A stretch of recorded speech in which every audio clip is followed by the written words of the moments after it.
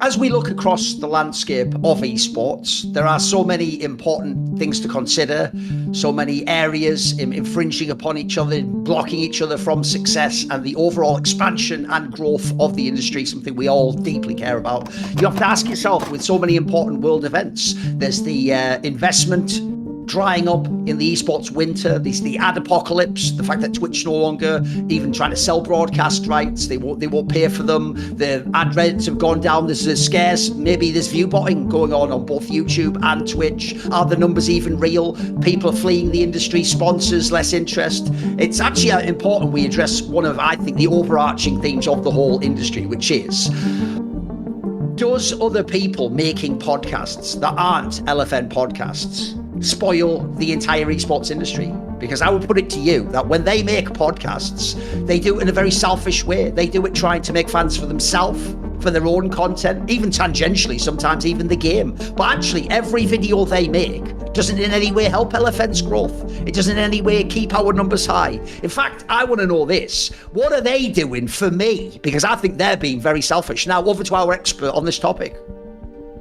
As an expert on podcasting, a big problem is that everyone has an access to a plethora of different podcasts. They can watch different personalities, but the main problem with that is that you don't have one centralized opinion then, one centralized narrative where everyone as robots just keeps repeating the same thing. And it's very important that people just funnel their attention to only one spot, and that should be, of course, LFN, because we do it the right way. Yeah, I mean, very wise words there. You can tell his long industry position and completely unbiased and neutral opinion. Those words will echo on through eternity. Because what you need to understand, guys, is, as was said there by our expert here at LFN, the only real path forwards is for everyone else making content more popular than us to stop making that content, because they're cannibalizing our views. They're not creating fans of ourselves. We're not even making money from it, believe it or not. This is crazy.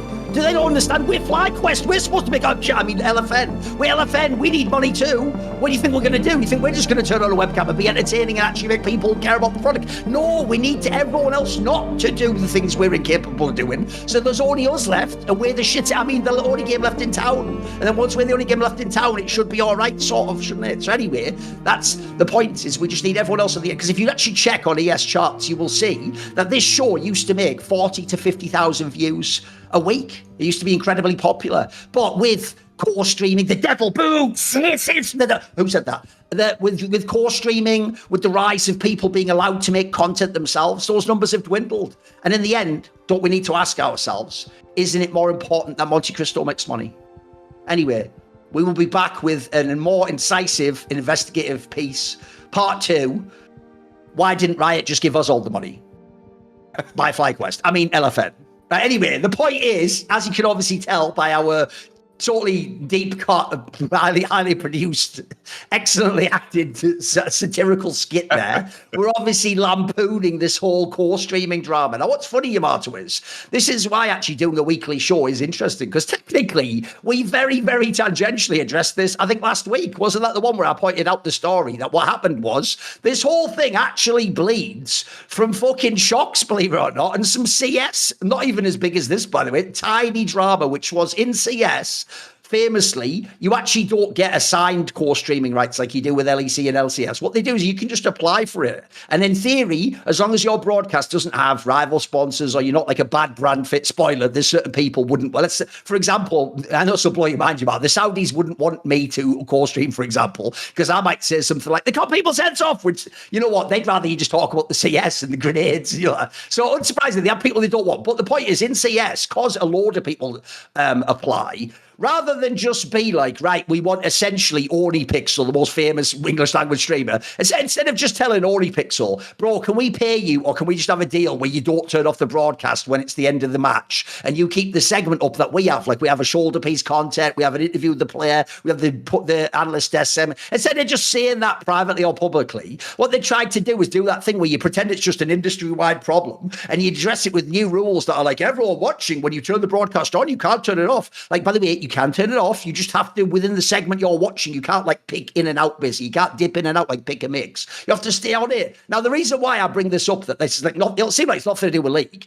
is because it isn't really like, my joke is, it actually is the case if people want a quick update from CS, that Order Pixel himself is actually mildly pissed off at this and actually says, I might not do some of the tournaments anymore. Like, because he just said, like, I understand why you're doing it, but I just don't really feel it. Like, I want to be able to, if you don't know, he actually sends his own person, so a girl called Donna, who's like an industry insider, he sends her to the events and she does like interviews for him of his own interviews on stream with the players using like her phone, etc. So it's not even like he's just piggybacking, by the way, and being some like, it's just he takes their broadcast, puts his own camera on, then makes all the money. He's adding his own flavour to it too and doing things for his broadcast. So anyway, the point is, they've essentially in CS actually gambled that this guy would do it. So far, it's implied he might not play ball. Meanwhile, the people you're actually going to get to watch it for the extra 40 minutes or whatever is some guy with like 200 viewers. That probably doesn't really affect your bottom line that much anyway. So anyway, the point is, because Shox works for ESL and in Counter-Strike, and she's an industry veteran, she saw this topic, and she initially, I think her opening gambit was just something like this should apply to like all esports or something like that, because obviously, she obviously also works on LEC, and LEC itself is a broadcast that has this, let's say, on the one hand, I would say synergistic relationship with mutually beneficial, you might even imply relationship with core streaming. It's obviously also a slightly fraught topic, because actually one thing, I'll bring up what Monty always used to address about this topic that no one ever brings up anymore. The point Monty brings up, and I saw Dom tangentially touched on this, but he didn't really go deep, is most of the people who are actually the top core streamer type figures either were on the broadcast like Cadril, or in the case of someone like Dom, I think Dom even admitted as much, they would have been on the LCS broadcast if you just paid them good money. If you'd have given them like a nice 6-figure contract, that was something, listen, it wouldn't even have to be close to what they made from streaming, because you'd take out all the stress of streaming. You wouldn't have to set your alarm and wake up 2 hours later and be awake at 4 in the morning. You could just go and do a normal job with a nice set of clothing and certain hours and get paid your numbers and hit your metrics and help build the street set. Essentially, that's the real like dark secret of the broadcast, which is if you ever have anyone who's on the broadcast, LCS or LEC, talk about this topic, in a way they are talking about not only their competition, but sort of like their, but for the grace of God, go I. Like, they could have been that person. Maybe Jack could be fucking Dom right now. Maybe, I mean, I have to pick a mad one for LEC, because I guess I can't really think of anyone who'd fit that role. Someone else could have been Cadril. You know what? I'll give you one. I actually think someone like maybe Dracos maybe could have done that. Maybe he has the personality to carry a stream if he'd have established it earlier, if he wouldn't be an expert shown the same way. But you know what I mean? These people could have also built up their own viewership, but they didn't. They stuck with, let's say, the corporate path, the safe path. You just get your job on the broadcast, you stick with it, you try and level your money up, etc. So anyway, to bring it all back, the drama now is expanded, if people don't know. It's not just this general thing of like, what should we do with core streaming? Should you have to watch all the time? Should people, essentially, what I think that discussion was about more deeply, if you draw the abstract out to the principles, was essentially asking the question, like, who benefits who when you watch the broadcast? Who really owes the other person, and who should have to sort of follow what's beneficial for the other person if it's what allows everyone collectively to improve? So anyway, now the drama's expanded, because one, unsurprisingly, KC fans who just find a way to get mad at literally everything. They got really mad at Shox for saying this, some shit about this or whatever. Then Cadril fans went mad at Shox for saying all this shit. Like, essentially, as usual, people went crazy on Shox, so she was like the lightning rod initially. But now it's expanded further, because the big drama bomb was FlyQuest on their YouTube channel have made a video which is literally called, isn't it called? Called Content Creators Are parentheses not saving esports. So they joke on the idea that they're saving esports, they're not actually doing it. And then this video, the short version of it, which we're going to address now, obviously, is it's a bunch of people involved with FlyQuest who explain initially their thesis goes like this: that because core streaming takes away from the central viewership, and crucially, they keep hammering the idea that when you do this aspect, that you're only really like building viewers on your core stream. You're not building viewers who are fans of the game, the league, or the teams. Now, you can see where there'd be an obvious conflict of interest for FlyQuest themselves, by the way, a literal partner of the LCS and a team themselves. You can see why they'd have this topic. So it's the idea that like, in some way that's like selfish, or you're being like greedy, or maybe it shouldn't even be allowed. Maybe this is like something sinister that like Riot should reverse, and then that will somehow, I think it's implied in the video, bring viewership back to the main broadcast, and suddenly people won't need to have Cadril or whoever else. But then here's the funniest part, as everyone pointed out, if the video ended there, I would say very contentious video, certainly a bold opinion. I don't agree, and we could get into that. But then even more bizarrely, on the back end of the video, it then just turns into a really insane ad for why, if you actually create content and or co-stream for FlyQuest, you're not part of the problem. In fact, you're the solution. You're the hero. You're the one who actually does care about the game and does like are really passionate about it and all this bollocks like that. They put it all in there. So it ends up being quite a strange mixed bag of things. So I saw, first of all, if people want a really, really long blow-by-blow version, Yamato has literally like a 1 hour, 10-minute video on his YouTube channel on this exact topic. It's actually about it's called Is Co-Streaming Killing League Esports? So if you want the really long version, we're not going to do that now. We're going to hit some big points. So Yamato, initial thoughts, what's the gist of your take? I don't know. The craziest thing is like the implication, it's just so funny, the implication that somehow like every time in terms of how they set it up is that the co-streamers, because the implication is often they always reference K-Rule, they show K-Rule on the stream, on the screen. Whenever there's something negative about co-streaming, they coincidentally just show Dom, clips from like 6 years ago or some shit. It's like very strange. With a Team Liquid hoodie on and stuff, it's weird, isn't it? I know. It's like it feels as if they're trying to imply that K-Rule, Dom are like League of Legends grifters.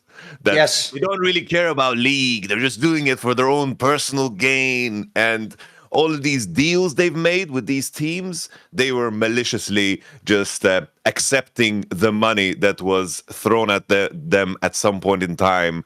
And they knew in that moment that the teams might be wasting their money because their fans won't transfer over when the contract is over. But they decided, I just want that money. It's not the strategic fault of the let's say the PR people or the people that are using, utilizing the funds on a team. It's not their fault. It's the fault of the streamers and the content creators accepting those deals, which is crazy to me. It's like Dom, K-Drew, it's like all the co-streamers we've have like anyone that comes to mind. It's like I'm relatively small in terms of my size when I stream, but in terms of being known as a co-streamer, people know that I co-stream, right? Like anyone that co-streams, we all have like 10 years of history in the game, whether it's LS from the beginning. It's like everyone has been with this game since the beginning, through the bad, through the good, and we've always created content. It's like the creation of Los Ratones, anything on the side. It's like I have been there from the get-go. I did reviews of the games. Dom did, of course, the live views. He was the first one with that. We've been there. All of us have been there since the beginning. So the implication is just so strange. It's just so odd. And then to do that from a position where FlyQuest has had so many content creators, they have spent money. Like they have currently content creators. They showed content pieces of their streamer where they try to obfuscate it by giving LS a bigger title. Like they're like, oh, he's a co-streamer, but he's also a strategic like they kept mentioning that in the video. And then they added Grim, who's just a Sage OTP, and I checked like how much different his content is, and it's just montages of gameplay and reaction shit. Like it's fair play to him. I have no problems with their content creators, but the way they were paraded just seemed so absurd. And then the final question for me is like, who is this for? Because you're not fooling anybody. I think everyone looks at this, and now I think that a part of me wants FlyQuest to lose. Like, who approved of this? Who had this as a general strategy? If it was just masterful rage bait, because I do think it's like one of the most rage baity content pieces I've seen in a long time. If that's all that it was, you're kind of throwing your own reputation as an org into the toilet, because you are now creating a situation where what happens now if you are basically pushing away people that you might want to partner with, that you want to promote your team, that you want to promote your players? What's the incentive now for Dom, K-Drew, even me as well? What's the incentive to align ourselves with FlyQuest at all? Like it's just so tone deaf. Especially as an org that has always been presenting itself as the goody, always have a good cause. Yeah, of course. It's all environmentalism and shit. Yeah, sure. Positivity. And it's like this created such a separation. It just seemed so tone deaf. Yeah. And I looked into it, and apparently, like the guy who produced it, I think I'm trying to remember his name. Just turned down for Walt, who is from the Smash scene, right? Like he That's just the apparently. director. I don't know if that guy is. It's the writers from the Smash scene, as far as I know, though. So the director, right? Apparently, he does also like rage baity content Oh, right. I in the didn't know Smash scene, that. where Okay. like he would take a clip and just stretch that for 10 minutes and talk about Oh, it. right. Like it would just Okay. it would just be There's a lot of just views on his YouTube, I've got to say. yeah, but, like it seems to be working, but apparently, like I read into some comments and they were all saying it's like the people that don't know this guy from the Smash scene, they will understand instantly. Like Right. the way this video is made Right. is exactly the same. So it's man. intentional rage bit, you mean? It's not just Yeah, like a like different opinion. it's like slop in some sense. It's like where Right. the only metric is like, oh, we need to get people's attention on this thing, and how do we do it, and then move on to the next beat. But it's just if this was a separate channel, who would care? Like that is fine, but they're doing it through the vehicle that is FlyQuest, which is crazy to me, and they're taking a different angle, and the fact that even though FlyQuest is in a position now where they've done this, which I think is just stupid because it's just the most tone-deaf content piece I've ever seen from an org. It just also speaks to the ecosystem that a organization has gone to the point where it's like, how do we create any form of attention? How do we grab people's attention? Let's try this risky strategy here and go through our channels. Because if you look at FlyQuest content before, like it doesn't hit 2K views, it's like it doesn't break anything, and they're just trying to fight for some form of attention, which brings back the conversation to why League of Legends might be hurting. I love League. I love watching League. But League, in the current day and age, to try to convince someone to get into League, to convince someone to watch regions, to convince someone to watch just the games for hours, the best of three. Let's say you watch a best of three of a match that doesn't matter. SK versus Team Heretics goes to 3 games. Like, who wants to invest 3 hours of time? This is not how people how people digest content anymore. Some people use it to listen, and people use it as a second screen, and they listen to us. That's how people use podcasts, right? It's like most of the time I have things running in the background. That's how I consume things. My full attention, especially in a world where there's so many things that want to grab our attention. By the way, loads of people always told me, I watch it in the gym or when I'm on the train or commuting. Yeah, of course, absolutely. It's like the consumers nowadays, it's like they watch TikToks, they watch shorts. Yeah, exactly. Like the attention span to be focused on League. It's a miracle that has made it this far, in my opinion, in terms of how hard it is to follow in my mind. And that to me is like the bigger issue, because in terms of co-streaming and what it contributes is just a sense of continuity and familiarity, because people like to lean back and come back to things that they know. I think that anyone can definitely just relate to rewatching a show that you love. Even though you're there, you've seen it 10 times, the familiarity brings you a sense of comfort, the nostalgia, the familiarity. Yeah. And I think that when you want people to feel as if it is worth to invest time into something, you need to give them that sense of feeling. And I do think co-streamers give you exactly that, because the broadcasts keep changing. The only broadcast that hasn't changed really is the LCK, and it makes sense that that is the one that, of course, is holding the strongest. Sure, it's also the strongest region, but in terms of how the caster progression was, it's like every time a caster left the LCK broadcast or the OGN broadcast moment, it was a very big deal, because the voices would bring you that product were always the same, whether it was the departure of Monty and Doa, and then the inclusion of LS and Papa Smithy, and even like how we said goodbye to Chronicler 52 times. Yeah, but that's why though, because people felt like he was dying or something. That's how people have behaved, didn't it? Yeah, true. And so the LCK broadcast has done a very good job of giving you that continuity and familiarity, which I think is super important. But the LCS and the LEC has really shot itself in the foot when it comes to that.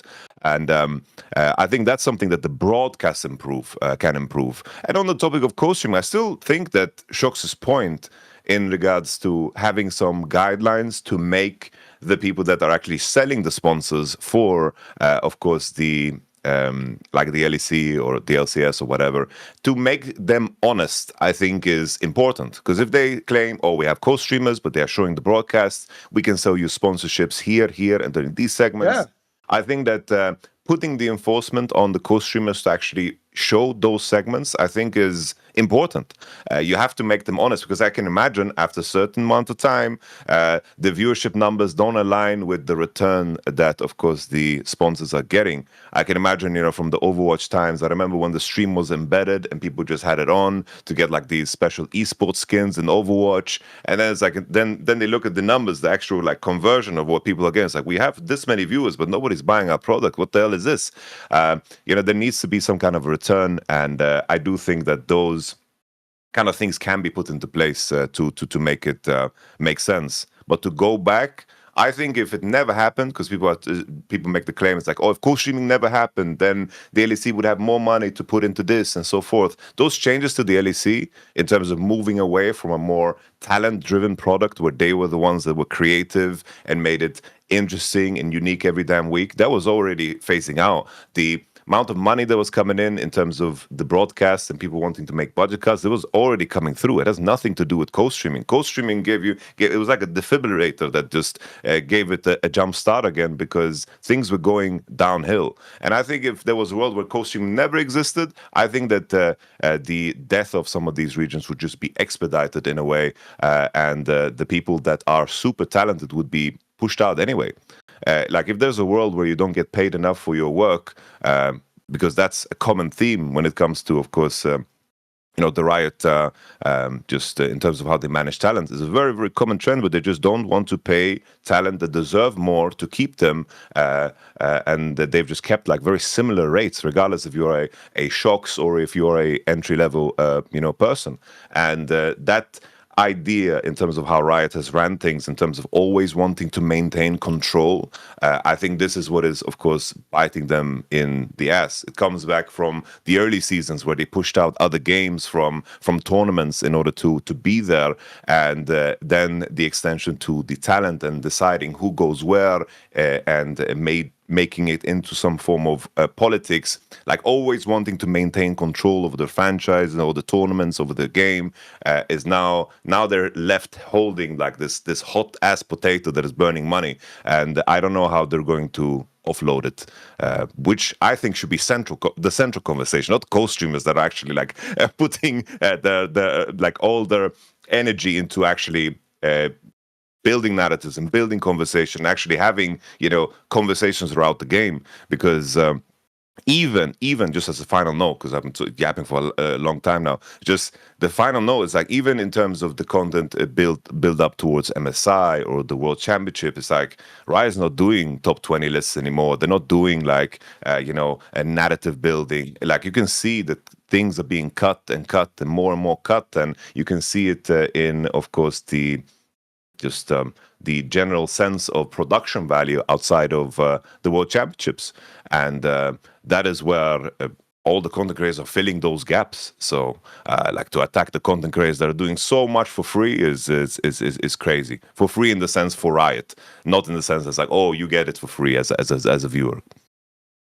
Yeah, here's the thing. There's obviously a bunch of angles on this. So what I'll do is this. I will first of all just address an angle actually that people haven't thought about. You hinted at it there, which is, as a journalist, one of the best things about journalism as a field is it teaches you ways to investigate things. And so one of the first things you do, I bring this up every time, but other people just don't do this, unfortunately, because you have to sort of drill yourself to do this. You have to think of it like a policeman. When a policeman hears about a crime, he doesn't just go, oh my God, and getting on the drama angle. What he does is he asks himself things like, what are the facts of the case? Like, what time did the murder take place? Where is the scene at? What evidence do we have? Which people have been interviewed about? So similarly, right, in journalism, there's something called the 5 W's. It's who, when, what, where, why, right? And the idea is you're supposed to ask yourself all these questions so that you're sure you've investigated this topic properly. Well, one of those is who. Now, that's the question no one asked. What's bizarre is even people who reacted to the video and got mad at it didn't say who, because they think, and this is where they're wrong,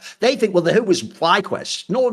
FlyQuest in this analogy is like the movie producer who says, okay, I'm going to like green light this movie. And at the end, I sign off on it. Yes, I agree, like to put my name on it. But the person who made the movie is, first of all, like you said, the director. He chooses at what shots you see, how it's framed. But also, quite significantly in a case like this, obviously it's the ideas that people are mad at. It's not really the production of the video. And if you look up on their video, they have a whole credit section. When it gets to the part where it says writer, it says Jack, and then the alias of this guy is Jackie Peanuts Moore. Now, when I actually Googled that name, this appears to be someone who has written for like ESPN and Deadspin, and there's a bunch of bylines. But when I look it up online, I can only find stuff in esports about Smash Brothers and the fighting game scene. And I'm looking through this person's Instagram and their Twitter page and all the websites online that show what articles you're in. And it's all just stuff about Smash Brothers. So I'm already thinking immediately, here's an incredibly disingenuous detail, which is, why isn't this about Smash Brothers or fighting? Oh, it isn't. It's all about League of Legends. Have you noticed that?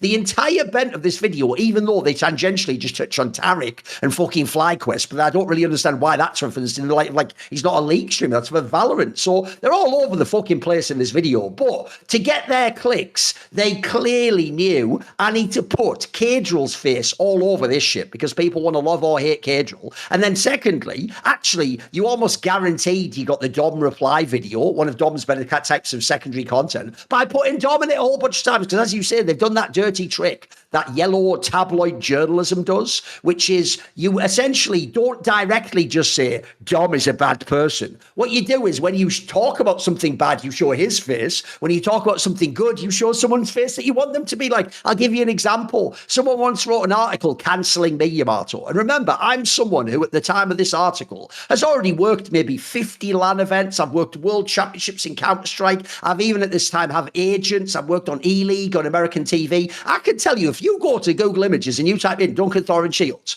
you're going to find a million mega high quality images of me with great definition, professional shoots, proper lighting, me at events doing my job. No, for the cancellation piece, Yamato, they took a short video I did on social media years earlier where for Movember, that cause where you try and raise awareness for men's like testicular cancer and health issues. And for doing that, to be silly, one of the most famous campaign things you would do is you'd make yourself have a ridiculous 70s mustache, you know what I mean? And you try to make it as silly as possible so that as a result, people go, what the fuck? Why has he got that? Oh, wait. And then someone goes, well, it's because of Movember, he's raising money. And essentially in that scenario, you're making fun. They took a video and took an awkward screenshot from that video of me, like, but with like essentially what kids would call, censor this, pedo stash. It just looks like some mad sus, like, what the fuck? But they did it, by the way, not presenting that as in this was from a historical video. They just present like that's who I am normally. So, because what they wanted you to see at the start of this article was, look at the weirdo this guy is.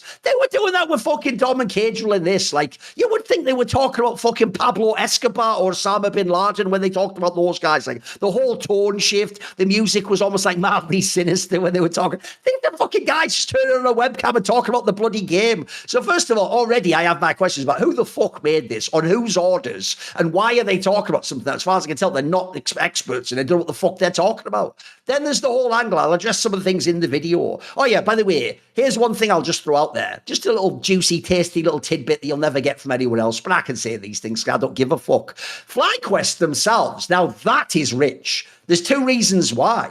Because actually, if you don't know, let me see. I believe FlyQuest ownership, I'm just going to confirm this. Yes, the FlyQuest is owned by the Viola family, who are the owners of the NHL Florida Panthers, and it was and they acquired the organization from previously. It was the Milwaukee Bucks owner. So that's an NHL franchise, and it was previously an NBA franchise. By the way, here's the crazy self-report they don't bother addressing in this video. If you yourself had past connections to giant successful sports franchises, why are they able to build fan bases and make all this money and do marketing, but you're not? Sounds like you're the fucking runt of the litter who didn't even learn from your own people. Like, you should be fired. Your actual owners should just fire you and hire someone competent who knows what they're doing. That's crazy work. Then I'll just throw this little detail out there. I heard from a little birdie that a few years back, when Overly used to be in the scene and do all those funny videos and she had like a comedy approach to esports, I heard she was making like big fucking money to do those videos, mate. I'm talking like I've heard like 6-figure type numbers,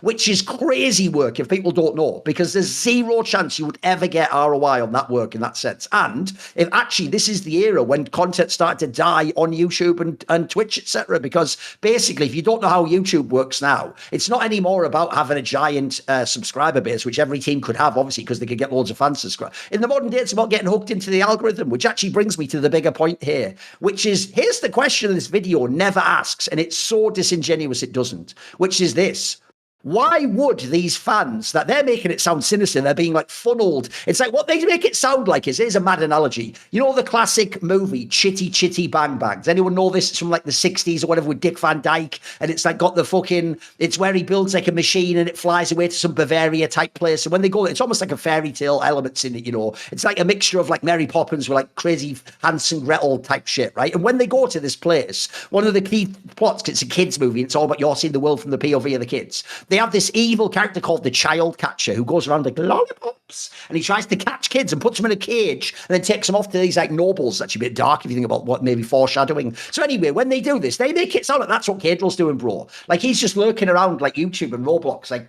children who wants to listen to League of Legends. And then when he gets them and catches them, the little kids, he puts them in this little, his core streaming cage, and he doesn't let them just enjoy League of Legends, this wonderful game that sustains you and has all these incredible elements. All he does is just brainwash them into being a fan only of Cadrill. And then he never did. Well, that's a mental concept, because here's the question they didn't ask in this video, which is, why don't normal viewers want to watch a traditional sports broadcast, which is what LCS and LEC is? Like, here's what's weird, Yamato. We've already had these battles in other games, and in other games people lost. Like, I can tell you, the commentators, like, this is the world I come from in Counter-Strike, all the broadcast analysts, desk hosts, commentators. Well, if you think of it, I'm sure when you grew up and you started watching CS, listening to someone like Anders, it's legendary, Sadikis, these guys are the fucking goats, bro. They're so entertaining. I can tell you, I love listening to them. Here's the problem, though. Some of them tried to play hardball behind the scenes and get the rates crazy high. And some, like, executive person once just told one of these guys, you do know we actually don't have any way to prove that you directly impact the viewership.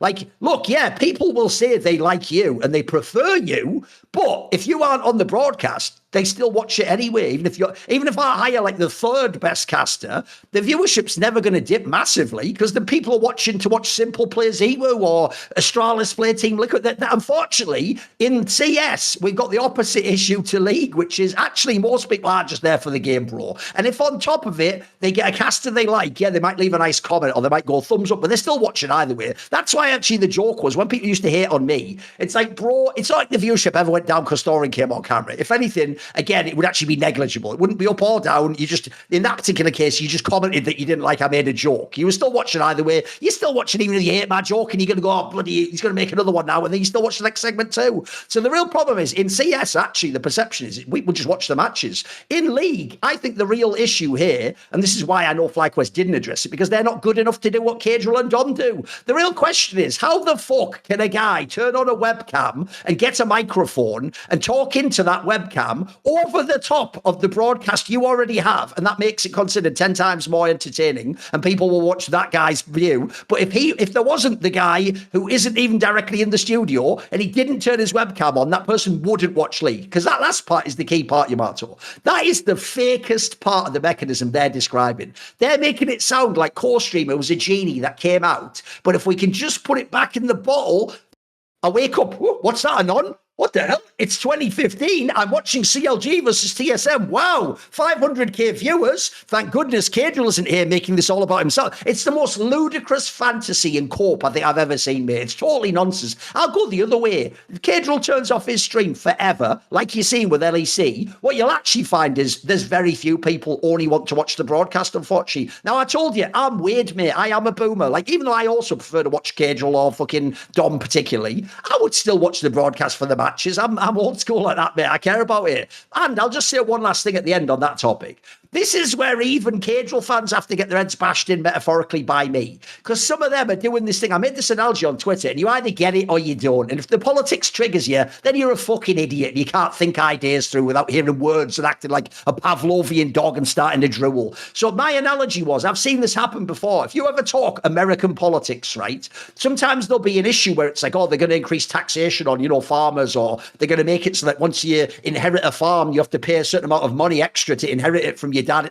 And people will point out that farming is an industry that's got really, really tight margins because of globalization and food going all the way around the world. And basically, in farming, it's really, really hard work. And if anything goes wrong, your crop gets fucked up, the wrong weather, you use a pesticide that's not, you can just basically ruin your entire family, and you could be in a situation where for years it takes that. So anyway, the point is, you get people who live in cities that don't know anything about the reality of farms and countryside. And they actually say this for real, Yamato. This isn't like a rare thing. It's quite a common thing for people who haven't thought the point through they're making. They go, who gives a shit about farmers anyway? I get my food from the supermarket. Because what their brain has not understood is, yeah, but the farmer's the one who makes the food that goes to the supermarket. What they're not understanding, I think you see where I'm going with this, is they think if the farmer died tomorrow, they'd just go to Costco or fucking wherever, Whole Foods, and they'd buy the food and go, who cares? They don't realize there wouldn't be any food there eventually. So similarly, when Cadril fans do that thing of like, well, if the LEC broadcast's dying, maybe it should die. In fact, who even cares about LEC? They didn't give us a spot. Well, logically, if all those things die, what's Cadril going to watch? Like, are you really going to watch him watch Roblox for 10 years? Are you going to watch him watch NBA? What's he going to watch if it's not league, guys? He does need some league to watch. I even said on the last episode, the real power of Cadril has is he can still watch LCK. He can watch LPL if he wanted. Like, if he could only watch, if his only choice was LEC or nothing in league, which remember, they have the rights to, Cadril himself eventually would see a hit from that. So there has to be, in my opinion, the actual problem with this whole discussion is we're taking teams. Are you on Team Co-Streamer or Team LEC or Riot, right? The reality is these two parties need each other, which is the final thing I want to say and throw it back to you, which is this. Bro, here's how you know this is all incredibly disingenuous and fraudulent. Because one, FlyQuest's making a video, mate. They're not going privately to all the other LCS owners and saying, since we have an ownership stake in the league, we want you to boycott allowing co-streaming. We want you to turn it off tomorrow so all the viewership comes back. Similarly, if LEC really believed, Yamato, that Cadril was cannibalizing their views, they wouldn't give him the rights. They'd say, you have no more rights. Ibai, you don't get the rights anymore. We need those back on our view. But as I said earlier, I suspect, as often is the case, there's a saying that says action reveals hidden preferences. You can say what you like, but how you act probably reveals what you actually think and believe. If you actually look at it, the reason they give these people rights is they know that they do get viewership they wouldn't get otherwise. And I'm sorry, last thing at all as well, is that whole angle of like, you're just making fans of yourself. What the fuck are you even talking about? First of all, it's the other way around, dickhead. They already were fans of Cadril. He's now introducing them to a league. Again, he could just talk about any other league, by the way. He could make them a fan of D+ and the LCK and not give a fuck about LEC. So actually, he does benefit the LEC by doing the LEC. And then also, this whole thing of like, you're just making them fancy yourself. How does that not apply to FlyQuest people out of interest? Like, why if this Grim guy does a view, am I suddenly loving FlyQuest in the game, but not the Grim guy? It just seems, the whole thing, it's such a fraught video, mate. Like, every single thing they said almost, just like, it was the Spider-Man being like, but that's you, but you're doing that too, but that's also you. I still don't understand how at the end they thought they landed it and like convinced us they were the good guys. I don't really know what they do differently than us. Like, I thought that was bullshit the way they were like, and he believes it, he has a lot of passion. Doesn't Dom?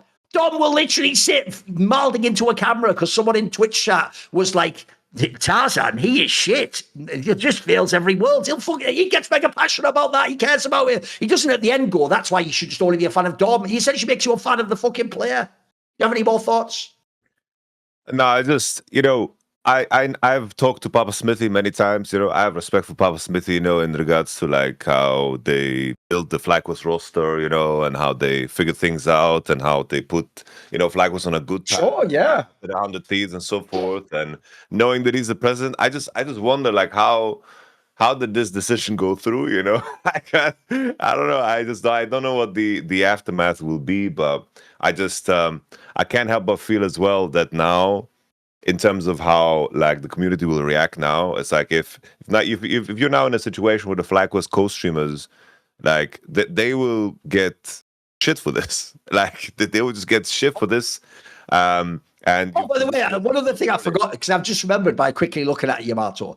Here's another example of what's mad. They tried to present Dom and Cadril as negative, and then they just mentioned that woman who works with them, Gina Darling. What, she's some fucking amazing, when she turns on her stream, she just makes us all love the game. Like, what are you even talking about? What even is this video, homie? What is this?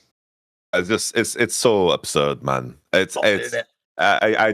really don't understand what the plan was. Like if I'm going to, as a conclusion, it has to be just masterful rage bait. Like that's the only way it would be logical and rational. Is like they just made this video to piss people off. Do you know what's funny though? I've got an angle. I'll give you a counterpoint though.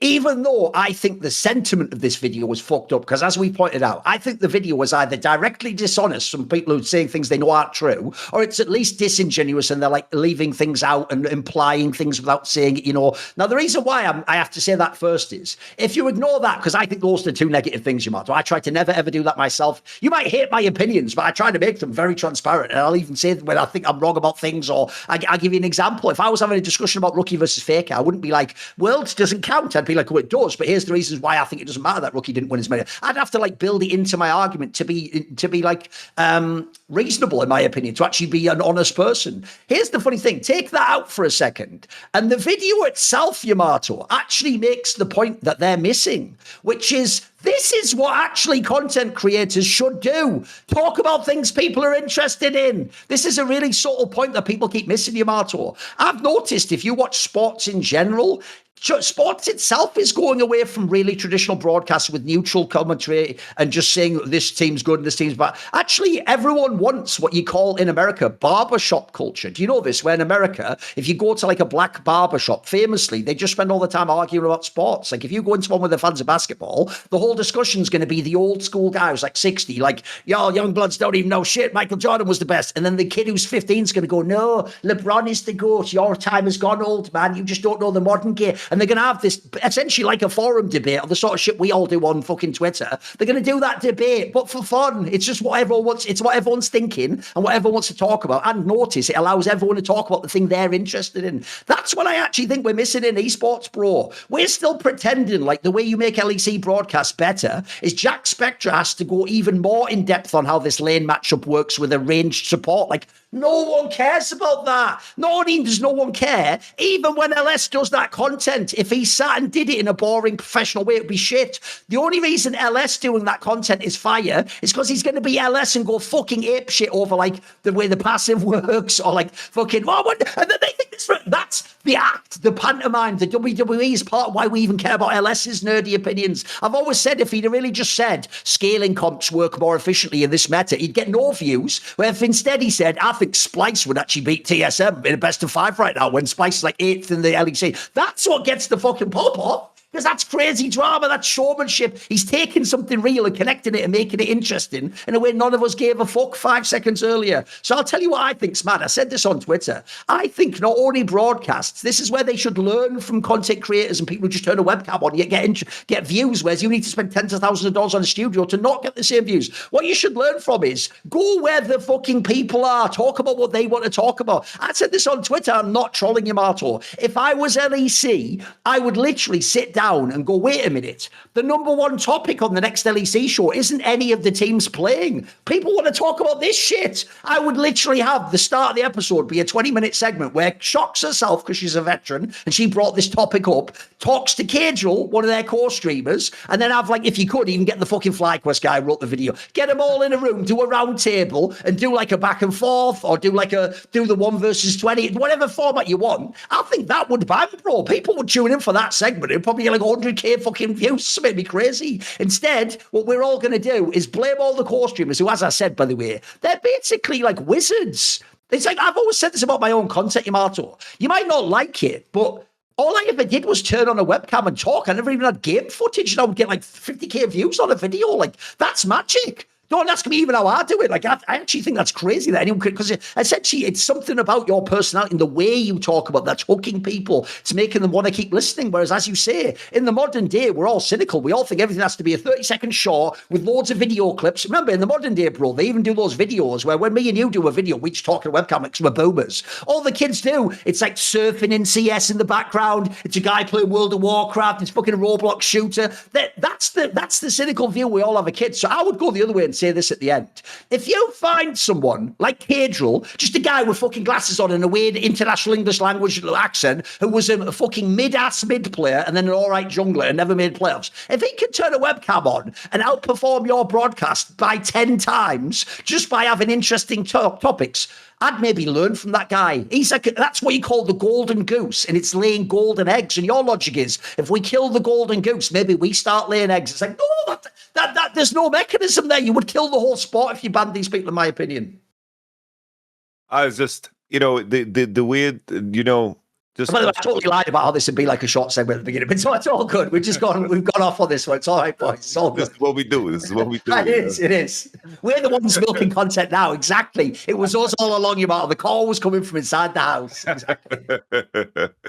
Just, just the final thing. I think the main advantage of esports and the fact that everything is online is the fact that it's accessible to anybody. And everyone's kind of at a level playing field in a sense that you don't need to be locally tied anywhere. You can basically just tune in, make content, and talk about the game and enjoy the game and get your opinions out there. Like that is the very, very big advantage, in my opinion, of esports, and somehow they've created a content piece surrounding why that biggest advantage that you have should be, sent down the toilet, unless they are FlyQuest people. Which, by the way, go on, sorry.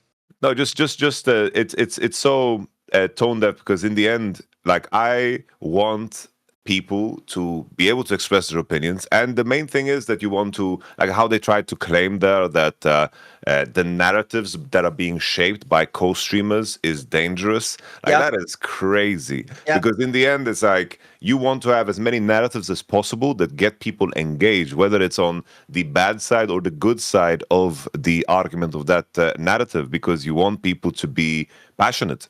It's like, what's the name of that? I keep seeing, what's his name? Is Mr. Stephen Smith.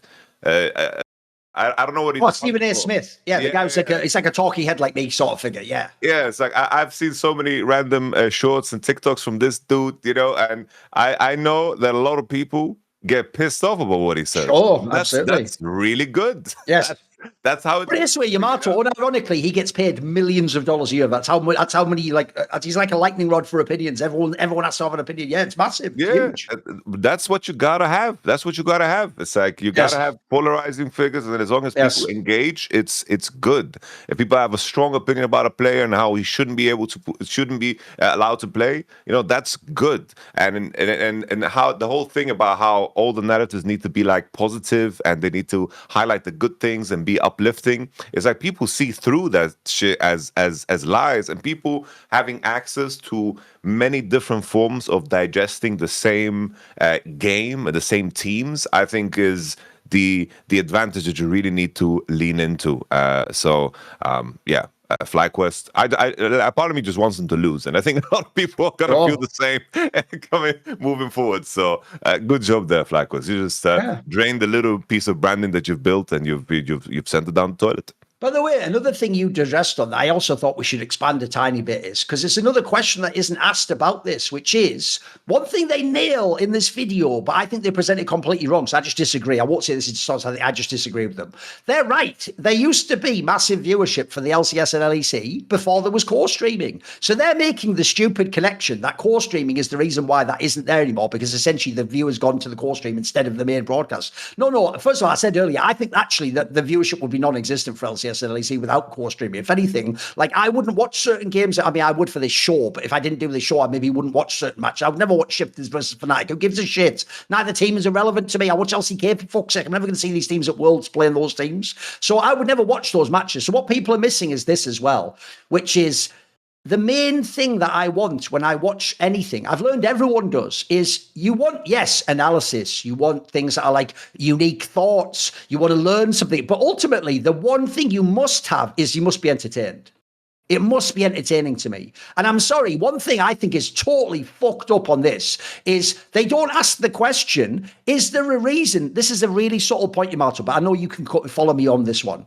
Right? Let's just imagine a literal fan who watched the LCS broadcast 10 years ago. It was 2015 or 2016, and they were either American and watched the NA broadcast. They were a CLG TSM fan, Cloud9 fan, or they were European. Maybe they were Fnatic. Back then, I mean, the joke is in people like SK had fan, G2, whatever team you're a fan of. What they don't ask is this. They act like that guy was 16 then, and he's 16 forever. And every year he's still the same 16-year-old, and you can attract him with the same methods. What they don't ask, and I'll just say, this is actually the secret to how LFN has succeeded, is our main broadcast on every single app always says our target demographic that we hit is 25 to 32-year-olds. It's not 18 to 24. Everyone thinks esports is about 18 to 24-year-olds, and you're supposed to be getting like essentially people who've just finished being a kid and they're starting to become an adult. So you want this, no.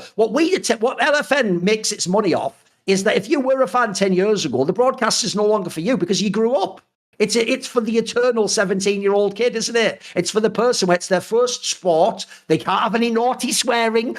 You can't be too edgy and make a joke. And especially one thing about the Dom angle I thought was really key, and you touched on it there, is you can't ever make fun of the teams being bad and the game being shit. But the problem is that's something only a kid would ever think made sense. No adult would think that. If you don't know in American sports, there was a team in American football called Cleveland Browns. I think they lost something absurd, you might have I think they just lost 1-0 games one season, and then they had like years and years when they made the playoffs. They weren't considered like, oh, it's such a tragedy. They were reviled. People mocked them 24/7. That became like a go-to for like, you're a bomb if you're the Cleveland Browns of your sport, etc. Like that became a famous thing. Similarly, I've always thought one of the smartest things Dom does, it's what I tried to do in Counter-Strike. I always tell people, if I did the final of a major, you would never know I'm Thorin, bro. I'm going to make it just the historian side, analytical. I might throw a tiny joke in there, but it would be tiny, bro.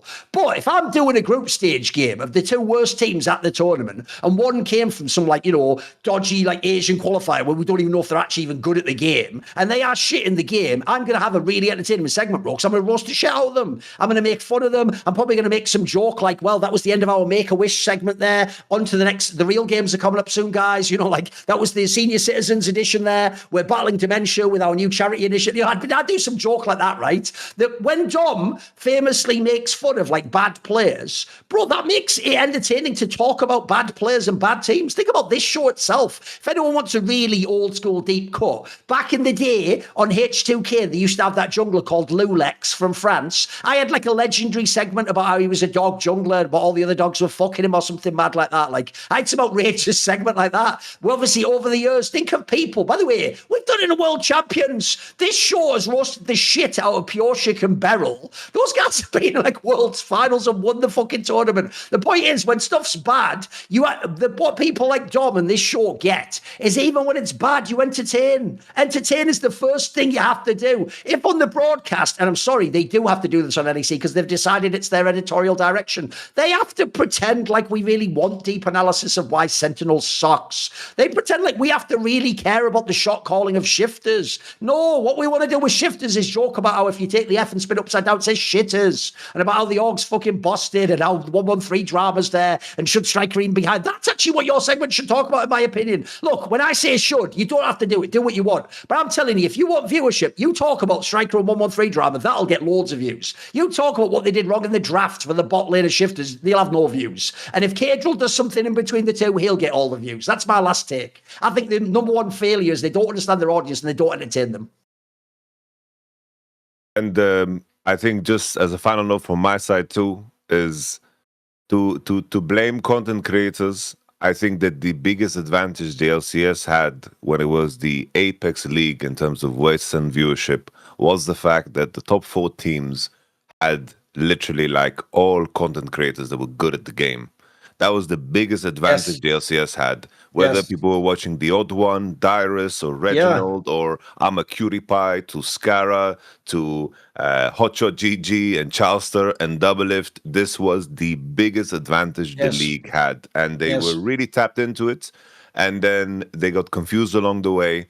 And I blame, in my opinion, I sincerely blame the teams in a lot of these Absolutely. cases in terms of how they've managed their money and how they've managed their own idea, and also the whole execution of course, franchising, and in terms of how Riot has enable the teams to actually make their money back. And I feel like that's not talked about enough. I feel like always it's like someone that is forward facing that gets attacked. And I feel like it's the same. It was the same that with the EWC conversation. It's like, oh, these guys are doing EWC, but then it's like, oh, the teams agreed to it and they are a part of it, and Riot agreed to it, but they just go out of it, because we need to protect the poor team. It's like, yeah, we've seen so many teams spending millions and having that influx of cash from VC, or whether it was crypto sponsorships or whatever. That was a coffer that could have made you last for another 10, 15 years, no problem. And in that process, you could have easily figured things out, but you just got greedy and wanted more. And then you're left holding a massive bag because you made promises you couldn't keep. And I feel like that's something that isn't talked about enough, because in the end, it's like, if all these teams that are trying to make a profit and so forth, I understand the side of they have employees and people are making money and making a livelihood. I think that part is great, and I understand that part. But if the money disappeared, who's going to be, here? Who was here at the beginning? Who's going to be here when the money isn't there? Is the people that are passionate about the game, and that's the fucking content creators that you talk down on. Yes. No, I also agree, because actually one thing people always misunderstand about content creators is, on some level, the best ones have to be doing it through like some passion of their own or some like self-motivated drive. I mean, I'll give you the obvious example. People who hate on me for whatever opinion I said on Twitter or something I said about a player they don't like, fans always go, why do pros still go on his interviews? Who the fuck else is there? What game? Who's competing against me? What Armand Luke doing the odd interview on LEC for Sheep Esports? Like, he's not trying to do a reflections interview. When he interviews Diverprox, he's doing an interview now. Like, he's not going to go super deep into the past. The point is, you might not like my style, but there aren't 1,000 people trying to do my shit, bro. Like, it's actually rare people that are nutters that want to turn on a webcam and provide a bunch of free content for everyone. Now, eventually, we turn that into an industry and a career and all that cool, but we can't act like that's just a job. And if you put up a listing, wanted interviewer to do historical, there wouldn't be loads of people even apply for that, bro. It's such a thankless task until you get it to a certain point. And I agree with you. I actually think the other thing that's gross about this is like the teams themselves are part of the problem, mate, but they make it sound like they're the one pointing to the solution. Fuck right off. Anyway, the good news is we ourselves, on some meta-contextual disingenuousness, just used the first hour of the show to talk about that topic and milk that further for some entertainment. But here's the difference. Where we did keep with what I said principle-wise is we made it entertaining. We actually brought something of value to the discussion. We tried to be, by the way, I think very honest and open about all the things involved in it. We didn't hide any details. I didn't just say, and then these scumfucks, and then flash up Jackie Peanuts, the writer of that video or whatever, and go, like some fucking crazy propaganda, did I? I just did a normal segment. So let's talk about the fucking game. But before we do, here's the problem, Yamato. A lot of people, they get frustrated at the low viewership. They're tearing their hair out. They're losing their hair because of stress. They're all bald frauds making nonsense videos about how Dom's the reason why everything's failed in League and dying. And they even threw my boy LS in there. Even though, by the way, he even did, I should have even said that. You know the segment you keep referencing in that video, LS versus a bunch of people inside a studio copying the one versus... That's just what you should be doing, you cretins! That is content that bangs on YouTube and every other domain, politics, sports. You already did it yourself. How about make videos like that? That is actually what people want to watch. So you're so close to getting it. So anyway, the point is, if these people are indeed bald frauds, what could they do about that, Yamato? Well, honestly, we have one key recommendation here at Something Insight, which is, of course, Hims. Hims offers convenient access to a range of prescription hair loss treatments with ingredients that work, including chews, oral, medication, serums, and sprays. And growing up, I couldn't swallow pills. It was impossible for me. And you need to figure out ways. For some people, that's still the case. Figuring out a way that fits your lifestyle, I think, is very crucial. I know, for example, minoxidil can be poisonous for cats, so the people don't use the topical one. They use the chew version, which is, you gotta have something that works for you. And it's easier than ever through Hims because You just go online. You don't need to do a doctor's appointment. You don't need to go through the awkwardness. You don't have to wait in a waiting room to go in a different waiting room. And then when you get into the actual room, the doctor says, I'll be here in a moment, and you do more waiting. and then for some reason, your wallet disappears, Seinfeld reference, and then you're there.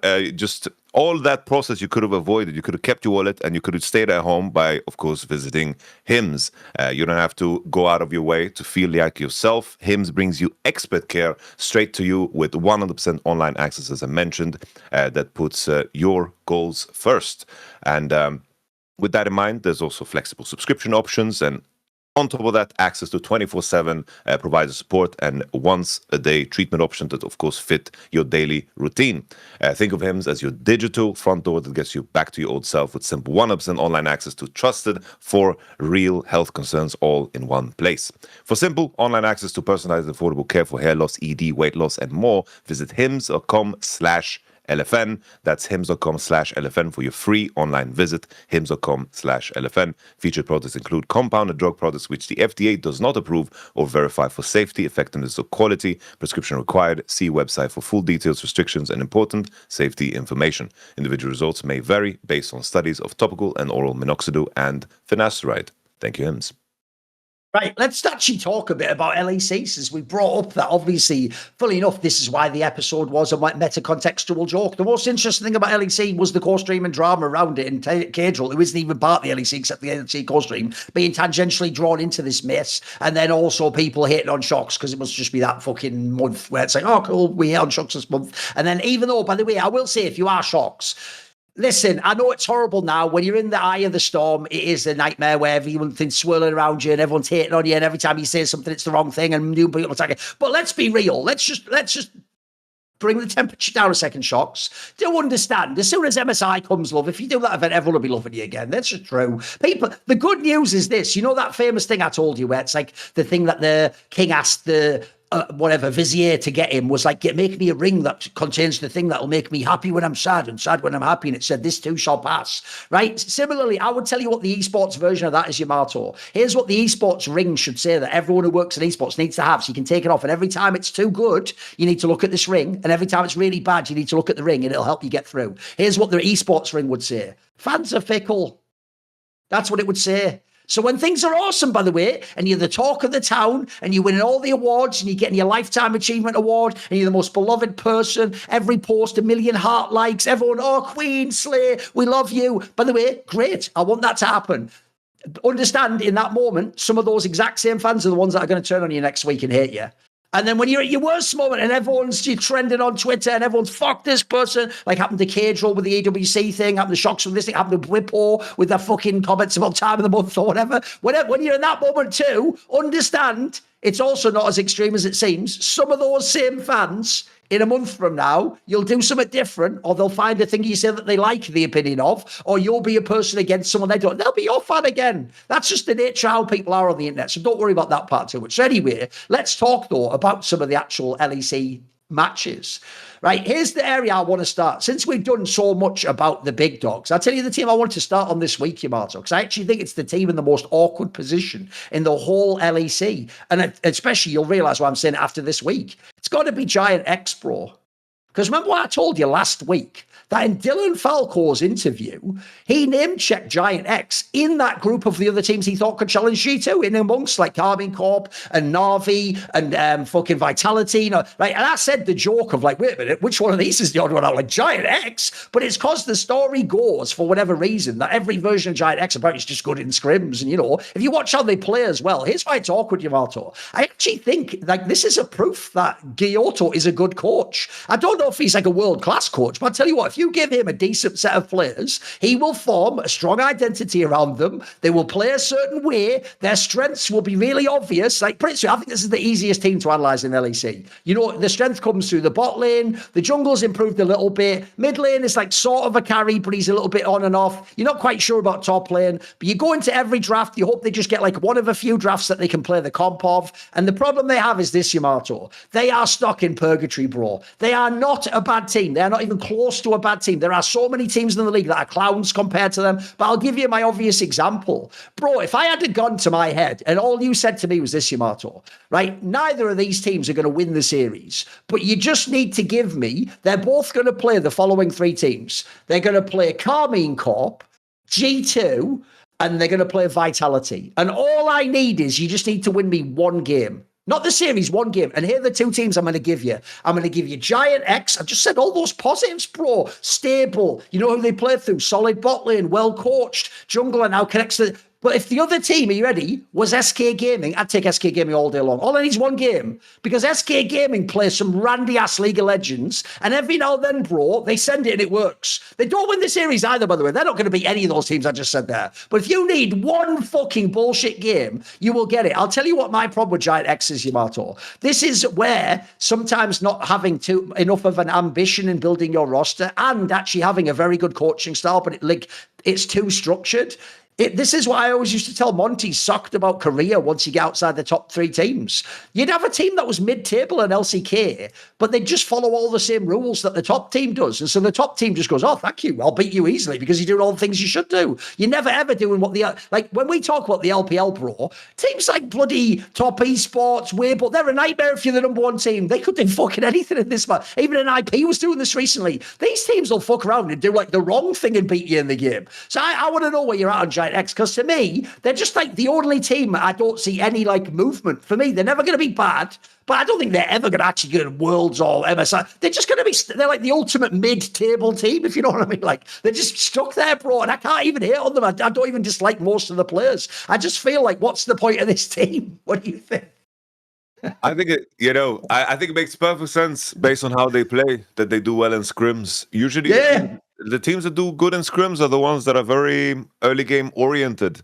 I feel like Isma is like he reminds me of a less mechanical self-made in the sense that he finds angles for the early game, he finds his way to enter into the game, but as the game kind of progresses, he kind of loses where he needs to be and doesn't progress the game well. There's always like an engage that is off, there's always like an angle that he's looking for that is not necessary, and their leads aren't necessarily honest. Even this weekend, the one game that they won against NAVI, that was a very back and forth game. Like, they managed to get leads, they won the 2v2 mid, and then they threw the game, but at least they stacked dragons, so they had an exit, and then it turned into a very, very close game. But then on the flip side, if GX don't get out of the early game good, then they just fold very, very easily. So GX, in my mind now, I do think things have improved. I think Jackie's is playing better. I think that Isma is playing somewhat better. Noah and June have been solid, and Lot is just not, I think he's serviceable, but I do think that the top lane meta right now is in a place where I think if you are a player that can do, find angles to counterpick, you're going to find a lot more value in the game, while Lot is more of a player that leans into the standard more, even though I think that probably the series that Naknako played against GX was his worst, if anything, out of the whole split. So fair play to Lot and Esma for finding like gank angles on, of course, Naknako's Jace. But that's just that. I feel like GX, when they played against Vitality could just wait, take the air out of the game, and they would find angles to kill the side laners, and then eventually in the team fights they could just play in space on their abilities, while GX tried to brute force every aspect of the game. I feel like they have only one way to approach situations. Like, we're fighting Drake, that means we're going to be going in and we're going to fight to the death with no proper analysis of what the compositions are. And I feel like that same approach to every stage of the game is what is always holding them back. But if they can get away with it through the draft, and they have an early game that snowballs and they're stacking Drake, and the right decision is to just go all in until the fight is over, I do think that GX looks fine, because I do think that June can find angles, and for example, Jackie's on melees looks good, but that is way too one-dimensional. And a team like Vitality, a team like Navi, this is your opposition. These are the teams that you're supposed to be, like at the beginning of the season, we're looking at who is going to be the top four, who's going to make the cut for the top four, and these are the teams that you're supposed to be. But these teams are capable of kind of approaching the compositions with more finesse, and I just think the growth of the other teams has just been a lot more clear. So GX, good early games, but it's just not enough. And I do think that their victories and their scoreline, especially because you mentioned, who they're going to face up next, it's a very, very fake one. And there's definitely a world where they will still make playoffs because the bottom four is pretty much determined in my mind. But I can't see them beat anyone in that top six, especially now that they lost against NAVI. That was like your chance to maybe get a win and put yourself higher on the standings. But I just can't see a future this year specifically where a team like GX is going to make it over the hurdle, which brings us back to that conversation that we always bring up is I would have loved to see this roster specifically with Razork. Like I think Razork would have given them that firepower, would have given them extra oomph that I think would make them exciting. And Razork and Jun, that version of Razork, I think is like the best one we saw in Razork's career. So I think they really missed that. Yeah, because basically they don't play for the next 2 weeks, and then they just play their last 3 games on the final week. And on the final week, they play in this order. They play MCOY into G2 into KC. So they essentially play what we think will end up being at least 2 of the 3, if not 3 of the best teams in the LEC at the very end. So I agree with you. Since 6 teams make playoffs and they already have 4 wins, they probably can lose all 3 of those games and they'll still make it. Because what you have to ask yourself is Fnatic or SK really going to win all those games that are remaining? Probably not, right? Realistically not. And in fact, I think in SK's case, they can still only get to 4 anyway or something like that. Maybe it's only 3, I'm not sure. So they will make playoffs, but the point is they'll be the last seed and they'll probably just lose 2 matches and go out of playoffs or win 1 lower bracket match. That'll be it. And unfortunately, like I say, it's not even to hate on them as a team. Like, here's the thing. If this is only sports, by the way, then they're doing a good job. They're a mid-table team that's probably working with a limited budget and they've scrambled some pieces together. Remember, people already thought like Noah and Jun, some of them, I'm sure people thought would go back to Korea. Like they weren't supposed to stay in the LEC mid-table team. Isma, by the way, was actually supposed to be on Carmine Corp Blue and fuck back off to the RLs. People thought he was a failure after SK. Remember, he's another one of those people who was treated as you were just a pawn for Niski. You weren't even a real fucking player who could play jungle. I think Kyoto's like done some fucking like Pygmalion like shit on that guy where he's created it like a professional level jungler. Not an amazing one, I'm with you. It was always about the early game with him, but he's competent. He can win. It's not like he lose the game auto because you've got a bad jungler. No, the problem they have is they're just a lackluster team. I just thought I'd bring them up because they don't get in the conversations on the other weeks because they're not the teams that notice we either go really hard on the shit teams or we go super positive on all the top end. At the moment, the top end's amazing. It's really competitive. Right, I have a question for you though, which is this. One other team that we haven't talked about much, but I want to talk about them now because at the moment they have the worst record in the league. Bro, Heretics, who obviously took that bold move to kick out Stend, and then they brought in that other player, and then eventually the plan is to even have the bot lane of that player from the G2 Esports or whatever it was called be the future of the team. Mate, that gamble, which presumably is more of a summer split thing where it's going to like culminate, etc., that hasn't worked so far, mate. They're actually terrible now. Even though they win the odd game here and there, like last split, if you remember, I know it was BO1s, but last split, Heretics was in a lot of games that were close that they lost. I mean, there were a lot of times where they could have won the game or they were matching up. They look terrible now, bro. Like, and this one's really bizarre to me because I do think they've got some good players on this team. Like, I don't look at it and think this should be a terrible team. I even think, for example, they'd actually made I think that was a fairly, bear in mind, it's really hard to get good top laners. I think the Tracing guy's sort of like a decent pickup, mate. He seemed like he actually's got some potential, he can do something, he could be a future player in this league. What's your take on Rex? Why they're so bad? Because if think about it, right, if I ask you about Fnatic or SK, everyone's going to laugh. If I say shifters, they're shitters. Bro, all these teams currently are in a better position than Heretics. Like, I don't even feel like we all hate on Heretics, but it's just been terrible. So what's wrong? What's the diagnosis, Yamato? I did think in terms of how the off season went, like between in the off season that we just had between the years, making the jump to get Siren and Tracing in was something that was like an obvious progression to the team, and it seemed like we had a clear vision for what the project is actually going to become.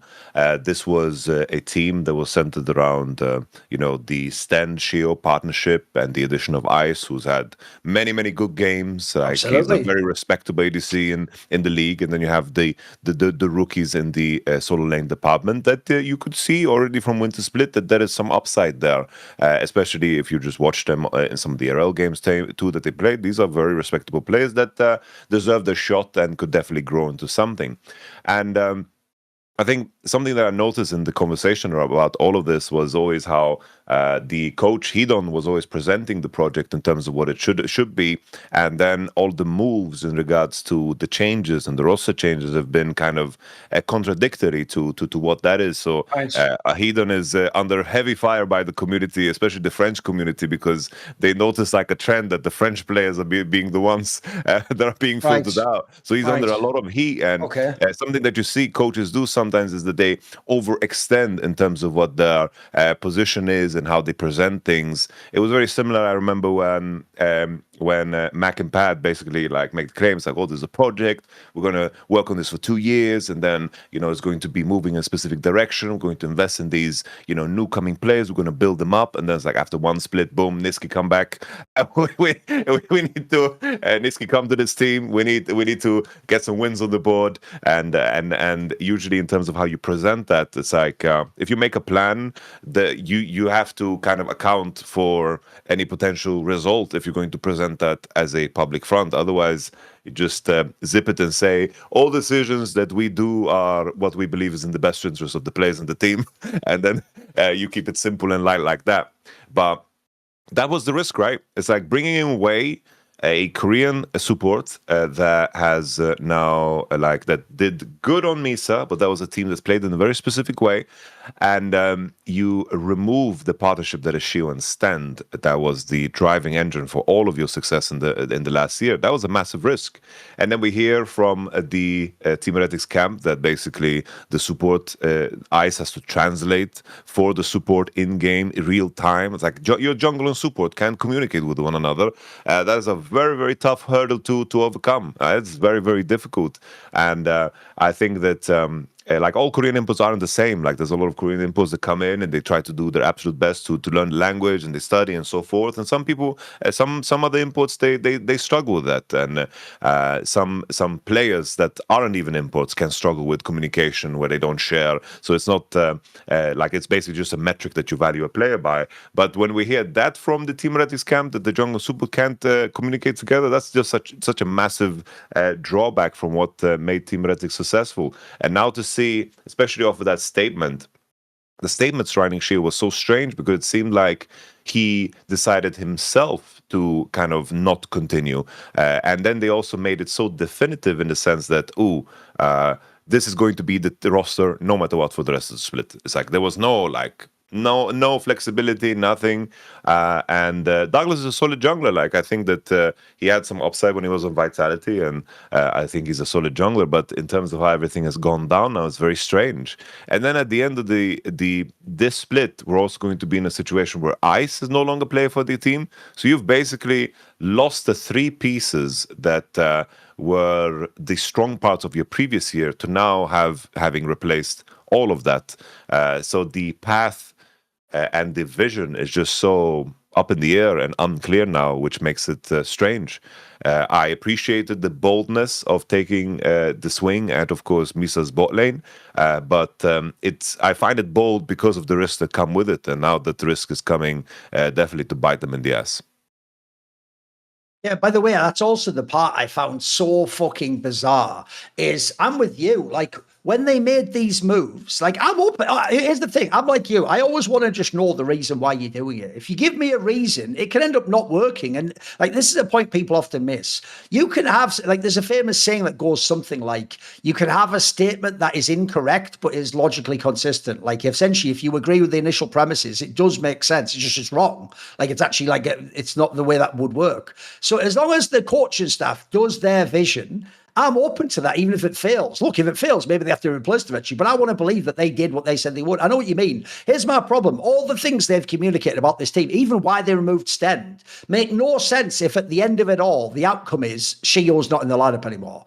Bro, I think that was the best player they had in their whole org. I think it's a steal they even have him. Like, if you actually look now at shifters, which I'll remind people used to be BDS, they missed 2 people more than anyone. This is why my old mate Striker, you were wrong on this one, pal. He told me, as I've said many times, that the best player and the most important player in BDS was Nuke. It wasn't Crowdy when Crowdy was the carry. It wasn't even Adam, bro. It was Nuke. Actually, do you know what? When I look back at BDS lived and died off two players. It was Shio and it was Labrov. It was the jungle support. Those were the players that defined that entire style that you had. And what you find now is when those two players have gone, you had nothing in BDS. You have none of that original quality. None of it whatsoever. None of it whatsoever. And separately, I've now seen Labrov and Shio eventually look both really good on different teams. In Shio's case, with way worse players, and with Labrov's much better players, it just took him a bit of time. Like, these two players were the truth. I understand why you lost Labrov. That's fine.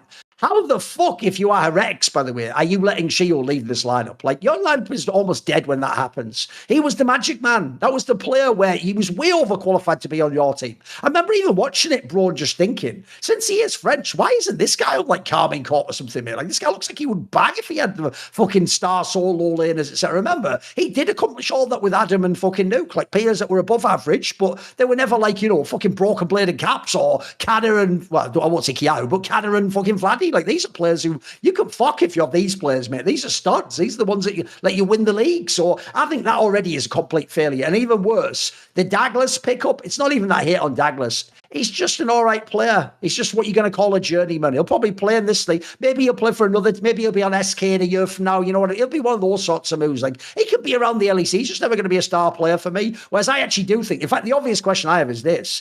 We'll have to do it as a pure spitball. Which team would you like to insert Shio into, Yamato? Because I feel like this guy could still be even on a better team. Even what sort of team would you want to put Shio on? Honestly, he should just go back to shifters. Not a bad call. Like that's the like I could even see him improving SK, you know, like SK having Shio, some form of stability, because I do feel like that's what he offers to a team, just stability. If you have players that are what if he was on GX? I don't think he has the same flair like Razork. Okay. I feel like if he went to GX, I would want a different mid laner that can add more flair to the game. But like, I do think Shio is a better player than Isma, so I can still see that angle. But I worry that GX as a profile, they just need to have like some form of aggression, because I do think SK, they are in game winning positions, and they just need some consistency in one of their positions, and I feel like Shio would offer them exactly that. Like, if you have Shio that raises the floor, and you have Leader and Mickey that kind of are wild cowboys that can swing the game in either direction, I think that's a recipe. Let's just do it then. Let's just segue into that topic, because it's why I actually contrasted GX and SK, because as I said, GX is a better team, by the way. Like, the way they play League makes more sense. They've got more win conditions. They're more stable. But as I said, if you want a team right now, like if this was BO1s again, I'm pretty sure SK wins a bunch of these games. Like, if there was no full BO, in a BO3, they can beat almost no one. It's going to be really, really hard. They're just going to beat the other bottom dwellers. But as we're talking about, we have to stop that thing now. That was just last season. We're not doing the whole it's Mickey X and friends. That's already been done to death. At this point in time, bro, there is something to this lineup. You know what I mean? Like, and also you see, actually now, people like the Oppa guy are sort of starting to pay dividends a little bit, mate. They're having some actual performances where they can carry a game or win a team fight. So what's your take on this team? Because they do just seem like the craziest variants in the league. It's nuts.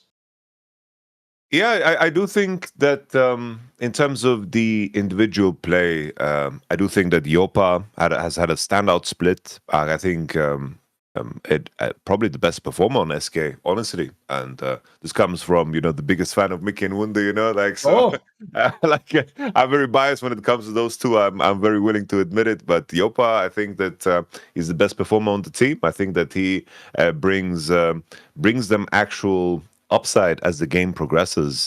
When the games go long, I do think that he is the one that can find damage output in some of these team fights that can be very tricky. I think on the other side, Leader and Skeens, and sometimes Mickey too, to some degree, are a little bit too random when they don't need to be. I've seen so many circumstances where we've had I begged for it myself. We begged for it a couple of weeks ago. You just want to, like a leader, if you're gonna come to the Exactly. to the LEC, Play do your thing. shit. Exactly. Yeah. Yes. It's Exactly. played two Z games, Yep. and those Z games honestly didn't look the greatest. Even Careful what you wish for, Yamato. Careful what you wish for, homie. And they didn't look like the greatest, but at least they won a game against Fnatic. Sure. They did. I do think that Wunder brings a finesse. I think always in the team fights. I think even though his laning isn't the greatest right now, I do think that he finds a lot of value in team fights, whether it's like very well placed rumble ults, finding the right targets with Ambessa. There's upside there as the game progresses. And then the main question always, I think, if Skeens and Leader were playing better individually, I do think that this team would actually work. But I feel like the Leader and Skeens are just not keeping up. They are way too inconsistent. There's 2v2s around mid lane that are being played very poorly. And if they just were a little bit more sharp and played better individually, I think that things would make more sense. But now the trend has been the same now for 2 splits with this project, and I do think that Leader and Skeens are the ones that really stand out as the problems when it comes to taking them over the finish line. But as you said yourself, it's like a team that can cause upsets are the ones that can find themselves in winning positions, and SK do. They really do. Team Heretics definitely don't, by contrast. And I do think that GX versus SK, it's like SK have enough of like creativity in terms of how they approach fights that Mickey can find an engage that wins you the game at minute 30, or Wunder can find an angle that can win you the game, or maybe there's a kind of like a split push threat that makes it awkward to play against. SK is definitely like a southpaw, but in the sense that they are the ones to so far have been sent in to pad people's scores. They aren't an exciting southpaw, but still awkward to play against, I would say. Also, I'll just throw this out there. One of the other things that's a bummer if you're Mickey X is it always seems like also he shits the bed specifically against the former teams like G2 and Fnatic. Like that's not a good look, Mickey. You're supposed to be showing them they were wrong and they shouldn't have kicked you out, bro. Like that needs to be the game where you're on demon time and you play awesome and you don't fuck up. Like that game against G2, mate, you fucking basically ended the whole game away, you fool. So no, I know what you mean. It's a bummer. Actually, let's pivot though. Since they played G2, right? We've talked on the past weeks. Right now, as of this moment, no one actually even knows if G2 was that good, mate. Like they looked kind of a bit crap in the beginning of the split. This week they only played the bad teams anyway, mate. Like they weren't playing the top sides. So I want to know what's the like update. If we're like Nurse, what's the current report on G2? Like are they starting to get back into it? Look, I saw that Ari Caps Penta wasn't bad against SK, even though indeed again it was a bit of a dodgy series. Thoughts on G2? Like are they actually put it this way? Right now we're all doing the T1 at Worlds meme of like, well, they'll get it together eventually, and then none of it matters. It's like, for now, that's true. For now, that's okay. As long as they win the last few games, they'll get to the playoffs. We all expect every BO5, they'll level up a bit, they'll figure out the draft. We've all seen the story many times, but is the trajectory? Are we on course? Are there any speed bumps? What do you think of G2 at the moment? I think in terms of what they are playing, right, I think it's always telling in terms of how they draft. And I do think that they are just leaning into things that are very stock standard for G2. I think always when they are in their best form is when they find ways to sprinkle in creativity and form themselves a little bit more against the opposition they have. So I do think that when it comes to the BO5s, that's something that they can more easily do. But in terms of what we saw this weekend, it's like we saw the Yasuo counter pick, we saw the K'Sante top, even though it's like it's not doing as good. We saw very, very standard things. And in my mind, I imagine the G2 is just in full force concentrating on that final weekend, like that is so giga stacked. I really wish we had that weekend earlier in the split because it would make a lot more sense, because now we're heading into that weekend with a lot less questions. There was a world where G2 might have not made the cut, but we knew that their opposition would be very soft, and at the same time, with the Fnatic collapse and losing to SK, there's not a chance that they don't make top 6 because it's so definitive now at this point. So I wish we had that weekend earlier. I feel like that's the one that is going to decide everything. I feel like G2 in this weekend couldn't have shown us anything to gauge or move our opinion in terms of them being favorites or not coming into, of course, the LEC Spring finals if they manage to make it there. But for me, still, I would argue that they are the favorite, just because even though Vitality is by far like in the best form out of any team right now, having that last and having that go through BO5s, it's a different challenge. And we are the type of guys that give credit to the teams and the players that get it done every damn time. Building a legacy of that is extremely difficult and extremely rare. So still, I am still in the G2 ship in terms of thinking that they're going to win it all.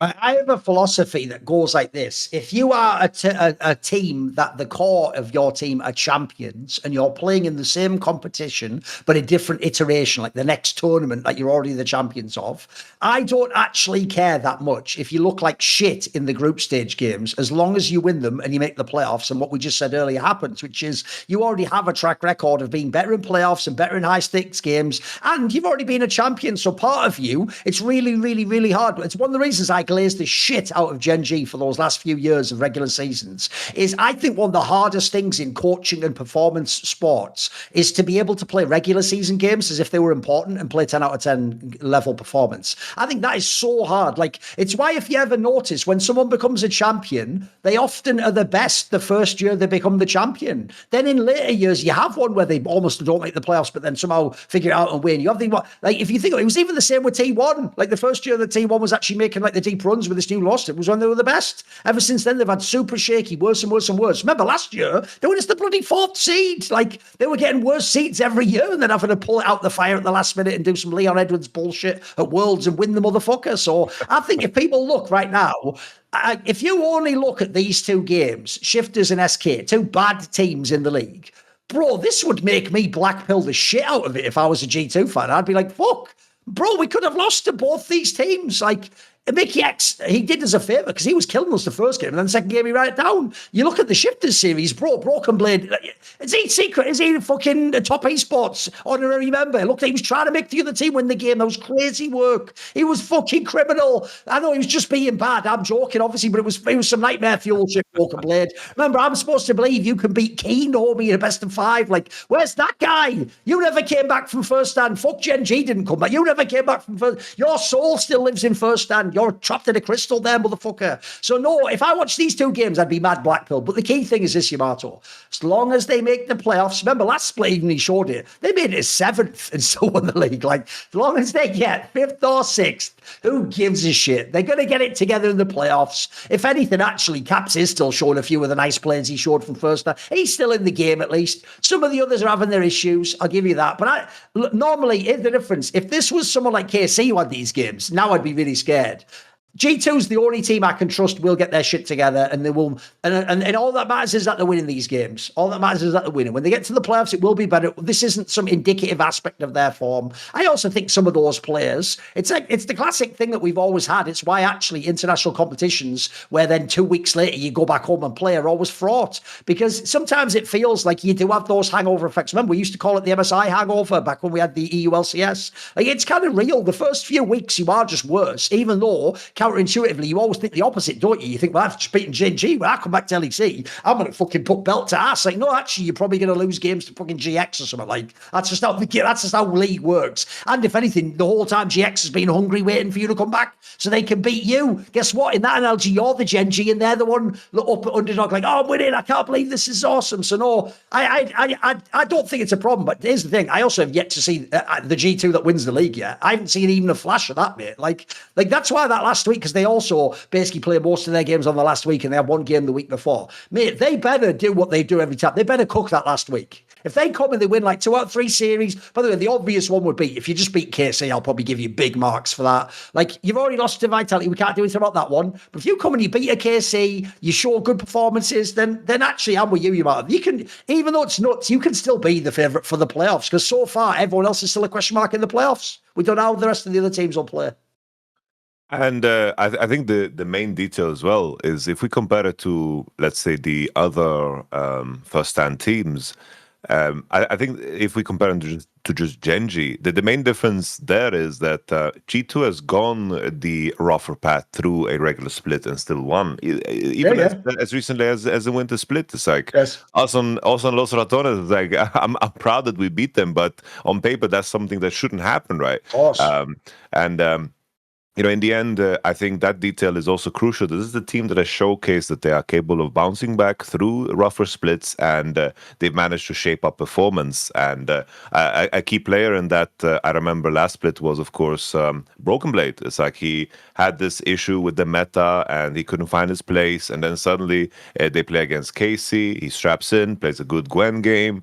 He plays an okay Rumble game, but it was like something that we didn't expect from BB if you just looked at his games from the previous week. And that level of veteranship that they've managed to switch up the performance many times between weeks and then held on to that is something that just allows me to give them a lot of credit. But at the same time, I do think that the meta is in a place where talked about it a lot, but the top lane meta, you know, this is definitely a world where having the standard counter picks and a player like Naknago is going to be ready to play Vayne, is going to be ready to play all those champions and beat you in isolation. And that's hasn't been BB's biggest strength in a long time. It's like it was for some periods when his counter picks were very, you know, just unexpected, and he always got an edge through them.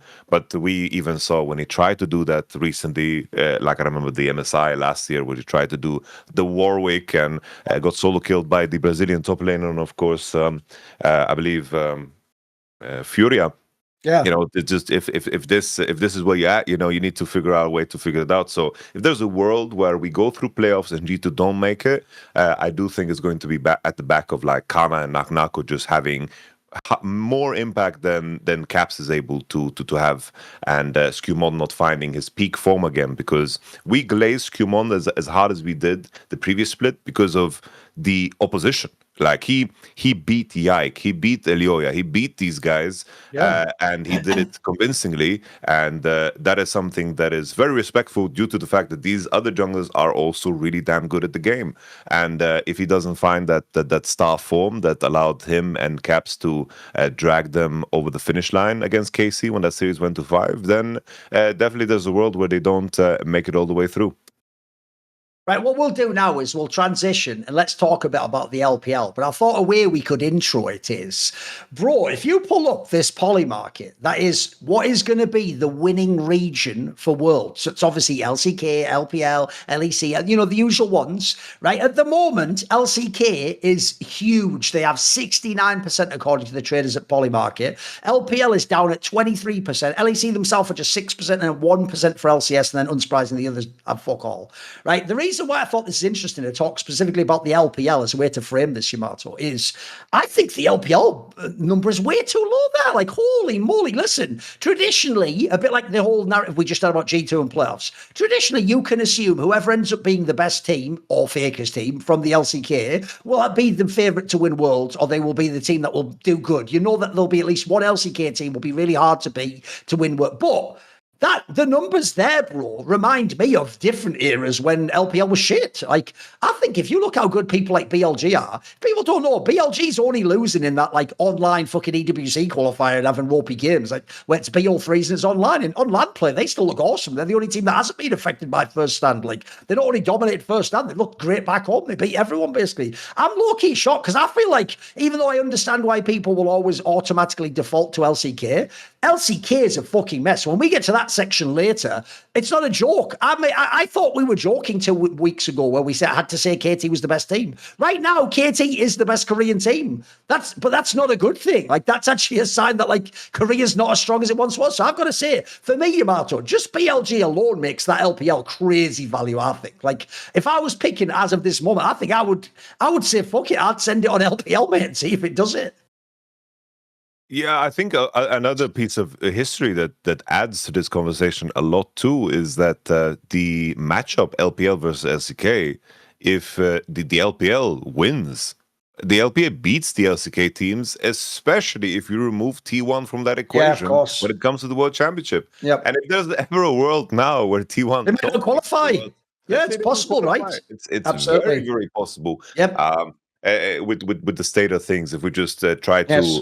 look at where things are going now and their trajectory now, it's like Especially remember, if somehow BLG wins MSI, then that means the fourth slot goes to LPL, not L. So you couldn't do what they did last year and get it on the fourth slot.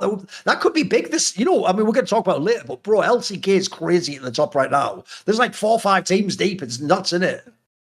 100%. And with that being said, I think there is the big question mark, right? It's like BLG is a driving force, but I do think that what makes like the LPL a little bit more questionable is the fact that determining who is actually the top 3 teams in the LPL right now is something that is difficult to do. Yes. A lot of teams have their own turmoil and their roster changes and so forth, and a lot of things need to settle because right now it's very difficult to decipher who's actually going to make it to the World Championship. But at the same time, you can say the same for the LCK. We are far off, but I do think that this is I can see the angle here, especially like looking at the graph in terms of how it's changed post first stand. It barely moved, and that should be like a big data point. But maybe the data point is people are just like, oh, the LPA won, but they didn't beat the LCK team at the tournament besides BFX. So maybe people are holding back because of that. Okay, let's get into it then. Because as I said, I actually think the LPL is fire to watch at the moment. So let's just start with that detail. As I said, we pointed out on last week's episode, BLG does lose and have sus games, but at the moment it's just the online EWC qualifier, which is drawn out over weeks and weeks and weeks, and that's obviously just for a tournament that's not even a Riot tournament. It's just within the circuit. If you actually look at the LPL itself, right now, bro, look, I guess the sexy thing is, yes, top esports is coming. They get better and better and better every week. But as of right now, if you had a gun to your head, it's an easy pick. You take BLG to win the league, mate. I mean, I already think one of the most underrated things they have in their team is, even if all the players won't play as well as they are now, we've had a bunch of players like level up their game even from last split. If they ever make a final, people like Knight are just the specialists in winning LPL finals, mate. They just always somehow bring their best out for a few games and you always just end up with a trophy. So as of right now, we can certainly shade in things like top esports, will IG get lucky? But there's some cool narratives. But for me, I actually think this is where I know people don't watch and don't care about the LPL, because for me, it's an easy choice. BLG is the best team in League of Legends right now. Like, they have everything going for them. They seem like they have a pretty decent read on the meta. Where's BLG for you? BLG to me is just the most complete. I think it's just wherever the meta lands, because globally we see very different flavors of it. It's like in the LPL, like in the LCK, we see like Annie Lee Sin combos coming through, like IG mid lane, it was playing like Xerath. Like in terms of the flavors, and especially for mid lane where teams land, some teams have priority on Azi that is very high. Some teams ignore Azi completely. Some people pick Ryze and Anivia 1-2 to deny the counter pick, to invite the Cassio. And then in terms of where the meta is, it's very, very wide open, because if mid lane is open, then it means jungle is open in terms of how you tie into it, unless you play the standard ones that are OP that are being just played on repeat, the Javans and Zao Pantheon.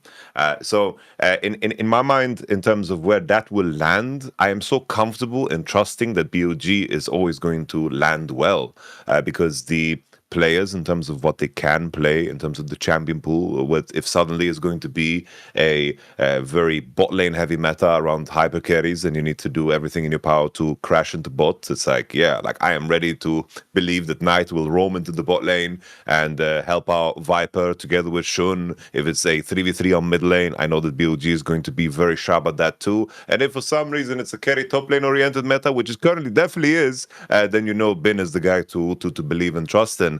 So I think that BLG is just so well positioned to deal with any patch that is going to come their way, just because individually they're just so damn good. And somehow Danny has managed to, together with the squad, actually put in a lot of strong elements of team play, where the players get a lot of opportunities in the game to actually showcase their skill set. The EWC games are silly, like I don't know what the takeaway is from those, because it's I have an angle for you. I saw someone suggest, I think this could be plausible, that because that isn't as important as MSI and LPL and World, maybe they're using that to like test comps out or test picks or something, because it does look like they're experimenting a bit.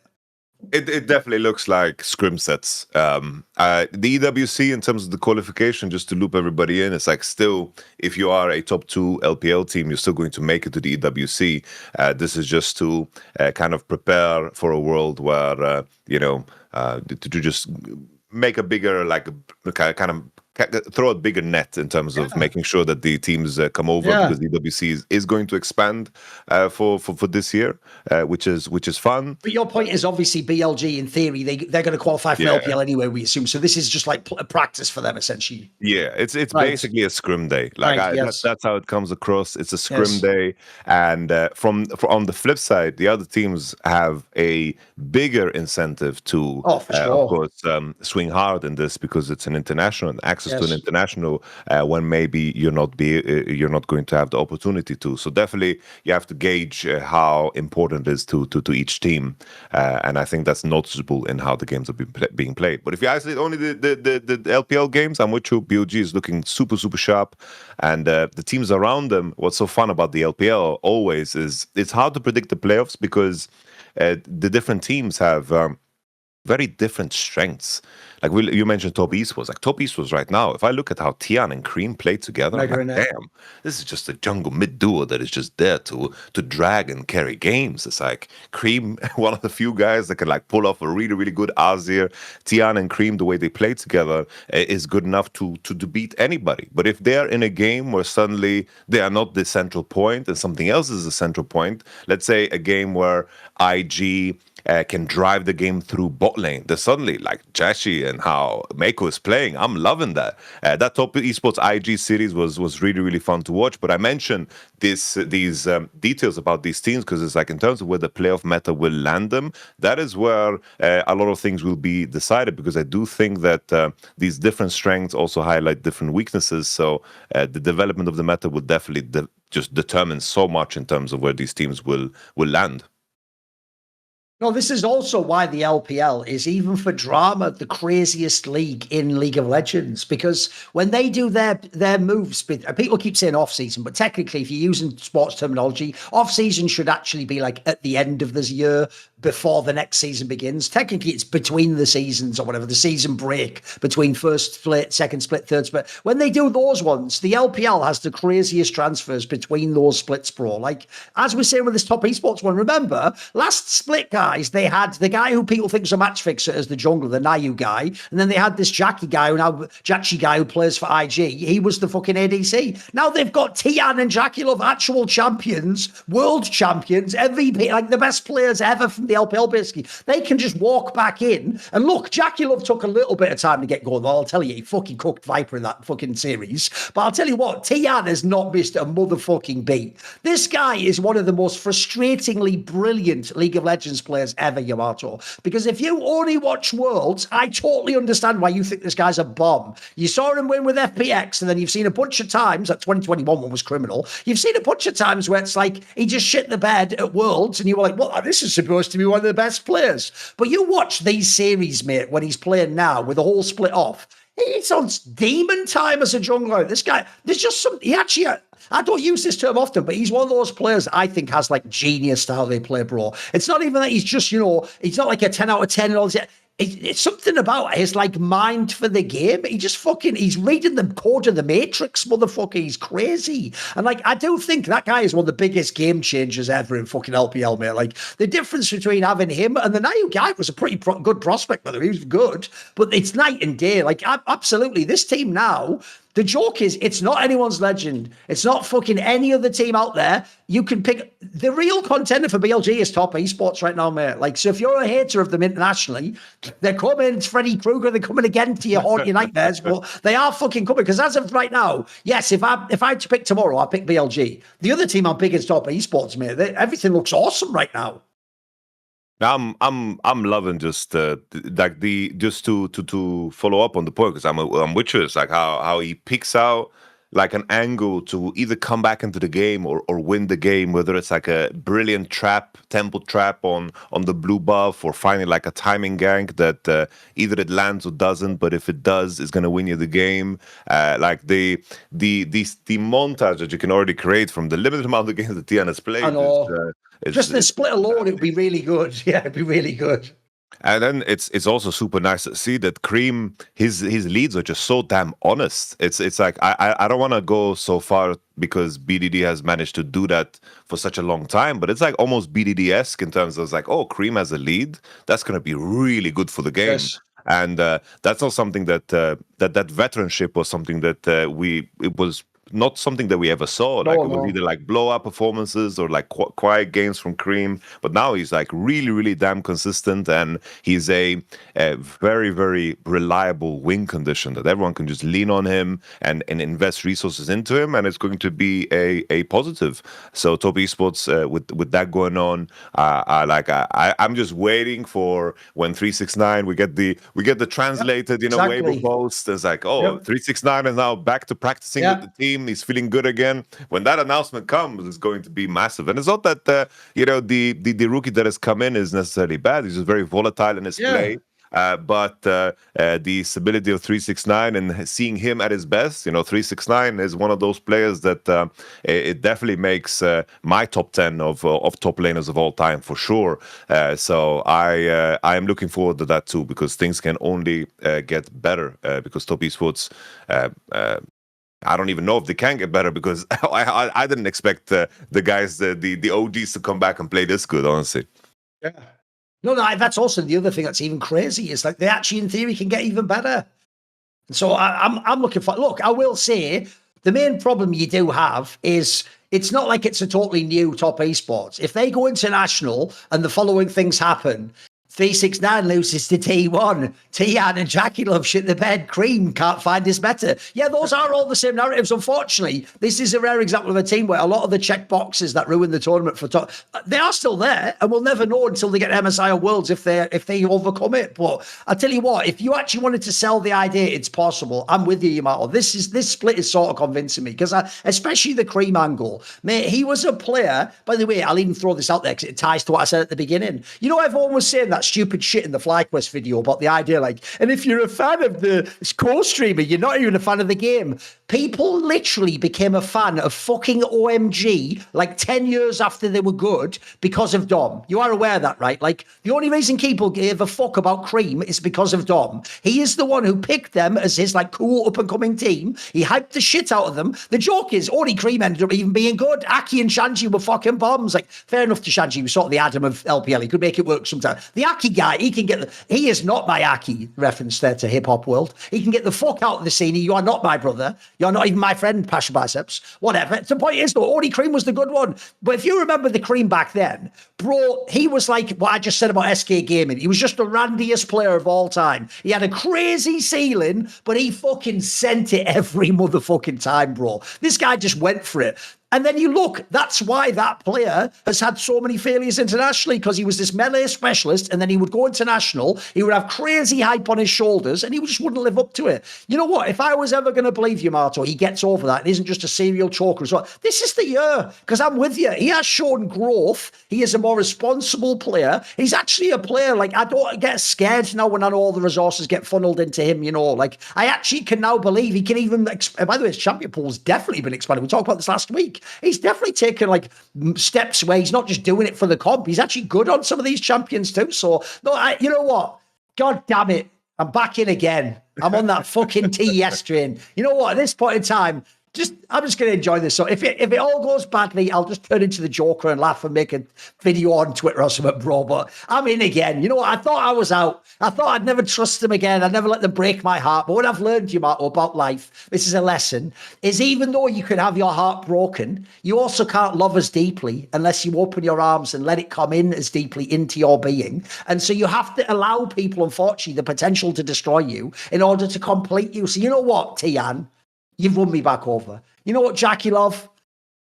They don't even have Gumayushi anymore. Maybe he can beat T1 now. You know what? Damn it, Cream. I'm in. Because I actually, by the way, they're also a really entertaining team to watch too, Like, this team's fucking fire to watch. Again, if you're not a fan of LPL, just tune in for the teams we're talking about. BLG, TES, maybe the odd IG game. Like, you just watch the best teams and you'll have a good time. You don't have to watch NIP against EDG or something. That's not required. Tune that out. Just only watch the good games, guys. KDG. The funny part about this is that the LPL agrees that they're also tuning them out. Yeah, but by the way, everyone's copied that format. Now that format is fire, bro. It's really good, isn't it? It's never failed so far for me. It's like they cut the round robin. There's only one round robin for them. They put them on a Tuesday or a Wednesday where people barely care, and otherwise we just have straight bangers. Yep. We should just call this segment. It's like, fuck it, I'm back in because IG IG is next, you know. By the way, here's the obvious angle for IG. I'll tell you the angle we'll set up here. First of all, just like you've seen a million times with the big orgs in League, the LPL has the craziest talent base maybe in the history of esports, bro. There's just so many people that you don't even know are good. Well, I've made this comment a lot of times to people in Counter-Strike, and they don't understand what I mean because they don't know what the League ecosystem is like. I often have to tell them, I know this will sound really fucked up, like I'm basically on some like almost racial angle, I'm like hating on Westerners. But I said, even if you hear people tell you Caps is like one of the greatest players of all time, and he, you know, at his best, he can compete with the Koreans. I said, that's also based on like intangibles though. Like he's very experienced. He's won a lot of games. He's played a lot of different times. I said, if you were to just rank, you know, like in, I don't know if you know this, but in American football, before you join the league, when they do the draft, they actually do a thing called the combine that just tests all your physical abilities. How fast can you run a 40-meter dash? How high can you jump? And what's your vertical leap, right? Because what they're trying to find is, before I know how good you are at the other parts of the game, just what's essentially, what vehicle are you bringing to the NFL? Like how fast are you? How strong are you?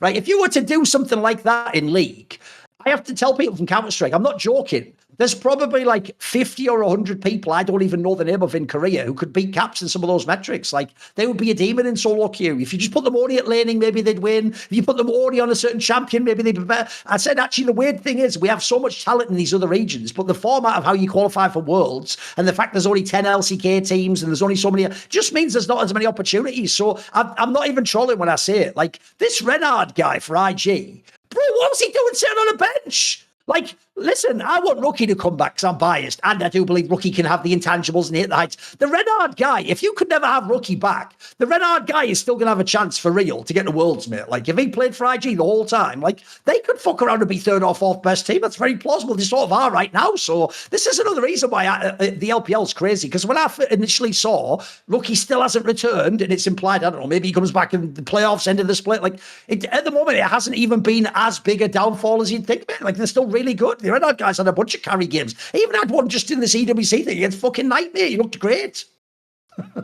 I thought we're going to be set up for a situation where like the same thing for the top esports, stand-in for top lane. It's just I thought we were going to be in a situation where these players were going to be waiting for the team to be saved by the person that they are temporarily replacing. But Renard, what's so impressive is just the range of champions that he's playing as well. Absolutely. It's not that he comes in and like he leans into one thing and then falls on the other thing.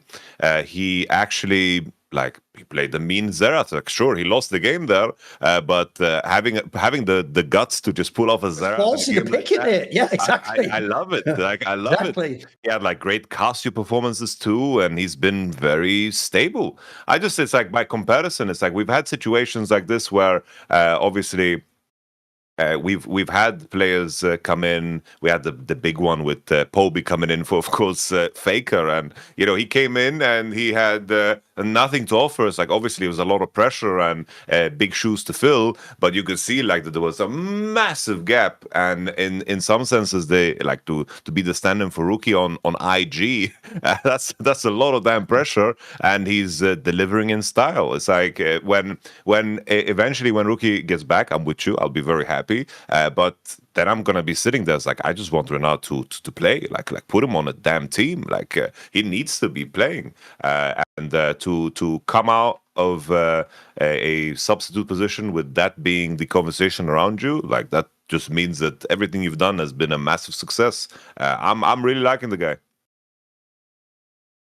Because, yeah, I mean, that's the only real topic I have for them. I just want to see what happens when Rookie comes on. What's the real lineup like at the end? Because at the moment, very promising signs. Very promising. All right, I'll tell you the team. We touched on them last week, but, mate, the most disturbing team easily is anyone's legend. Bro, it gets worse every week. Like, every single week I keep thinking, there's still time to turn it around. You still got good pieces. Bro, this actually looks, when you... I know we're still a whole split away, etc. First of all, they're not going to MSI as of right now. Unless there's some crazy turnaround in playoffs, it's not happening. And actually, with how the roster, this is the bomber. I actually think the similar comparison in LEC is MCOY. The problem with keeping the same roster, bro, is either it works and you improve or you stay the same, but people forget there's a third option. You can just get worse. And I think just like MCOY looks a bit worse than LEC, bro, anyone's legend just looks worse than all the past splits of anyone's legend. Like, and then you throw in that if it really was Tabe making the match, he isn't there anymore, mate. Like it's why, if you notice on the last episode, I agree with you, Yamato.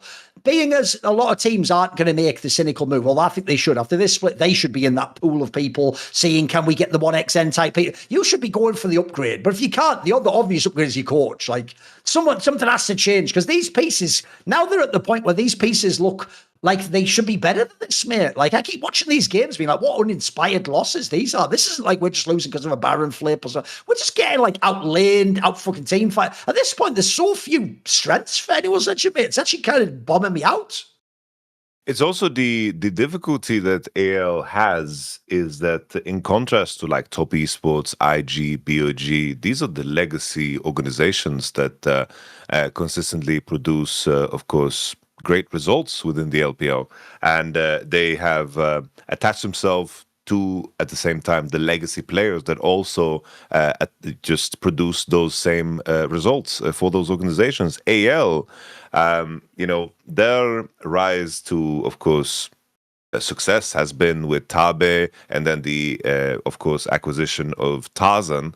But what happens when you suddenly get into that position where, let's say Tarzan and Kale, like they are Korean imports. They have a shit ton of options.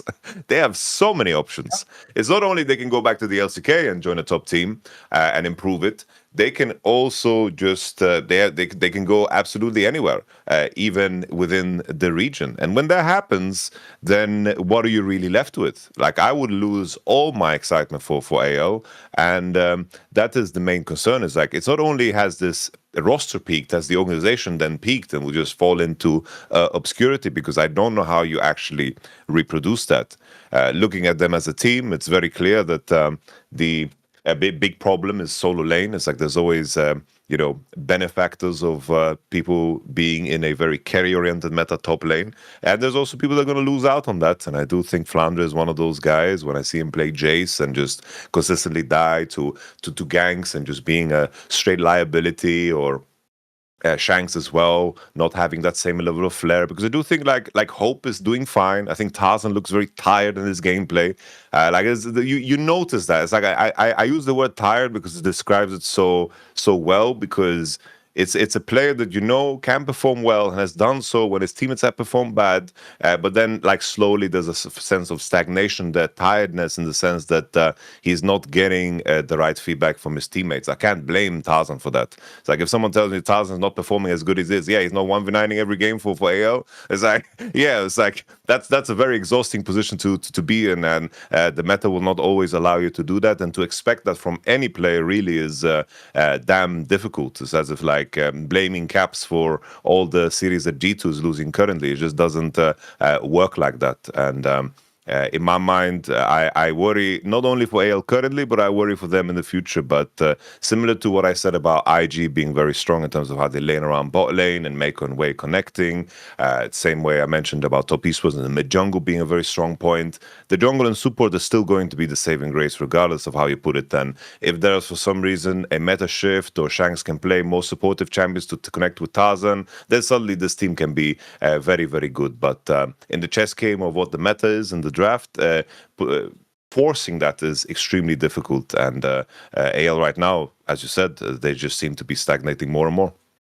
By the way, it's also why in League we also do this thing that I do think is really dangerous. It's, you've got to look when a team has one style of play. You can even say this about GX earlier. I'll use that as an analogy. Right now, GX is totally fine, but they're still not a top team. But if you ever went to a world where an obvious example would be, imagine the entire game in League just became mega OP for carry top laners. They'd be in a lot of fucking trouble, man. Like, I don't know that their team could survive. If they were in one where it was all about having like scaling comps with with a late game macro jungler, they'd be in deep shit, bro. They'd have a really hard time. One of the flaws we have is it's not like anyone's legend has been a top team with this core for 3 years or something. Even last year, they had ups and downs. We just said stuff like maybe it's the hangover of MSI, maybe Shanks just doesn't play as well. These are like essentially symptoms, and we didn't address the bigger issue, which is because their team has what I would call an inverted strength, which is the best players to support in the jungle. Think how rare that is. In fact, normally, even the teams, Yamato, that have amazing solo laners have a sick jungler too. Like, they normally have both. It's not one or the other. Like, what's crazy is we did just act like, because every player was like just good enough. Think about it, right? Flandre was never contender for best top laner, but he was good enough to make it work, right? Sure, Shanks maybe was supposed to be a little bit better of a star mid laner. Hasn't been quite as good, but he's still good. And Hope was always getting by on like, he can sort of carry the right game if you give him the right circumstances and everything else. But essentially, the margins were so fine on anyone's legend anyway. We all acted like they don't need to change players. They can just keep this roster forever and it'll last with any coach, with any fucking level of form of some of the players. It'll last through any meta, and it hasn't. And in fact, even worse, with the current meta like you're talking about, bro, people won't even address this because they'll still be blaming Hope and they'll be blaming fucking Shank. Flandre right now looks like a really old fucking player, mate, that's at the end of his career. Like, unfortunately, he's not bringing a lot of the veteran quality that he had. He kind of was, if people don't know, in the LPL. He became like the impact of the LPL. He could just play forever and you could always make him work on your team. And he'd always like sort of eke out a slight, like put it this way, instead of losing hard, he'd lose gracefully or he'd get a slight advantage and then you didn't need to play through him and give him resources. Right now, you look at their team and bro, if we're talking about a league, I just said about the Red-Eyed guy, this is a league where you have like people who could carry games who are sat on benches. They have way too few carries in these games. And I'm sorry, the jungler can't really carry every fucking game. I don't want to sound like Dom here, but like, that's only certain metas. I mean, we said it on past weeks. Sometimes they're picking meta champions, but he can't win on a tank. Like, what do you want him to do? Like, Tarzan can't be Tarzan on a tank. And also, I agree with you, by the way. The real fear is this. I looked it up. Bro, Canyon's contract ends at the end of this year. Bro, Chovy already played with Tarzan. If I'm Chovy and I don't win this Worlds, I'm doing that fucking SMS to Tarzan. Like, let's just play again, mate. Come to fucking Gen.G, we'll win everything. Fuck being on this anyone's legend team with Flandre and Shanks. Come play with me and Keen. We'll fucking dominate the world, mate. That's the call I'm making. Because I think anyone's legend right now, mate, I'm telling you, as of right this moment, they're cooked. They're not going to win any LPL. They're not going to any international tournaments, in my opinion. The joke is, I'm not being silly. I'd take Weibo to make it to Worlds over this team. You know what I mean? I'd take IG to make it over them. Anyone's legend is actually kind of whack right now. It's sad. So sad. Yeah. No, like Weibo has intangibles that carry over, you know, definitely. It's like AO.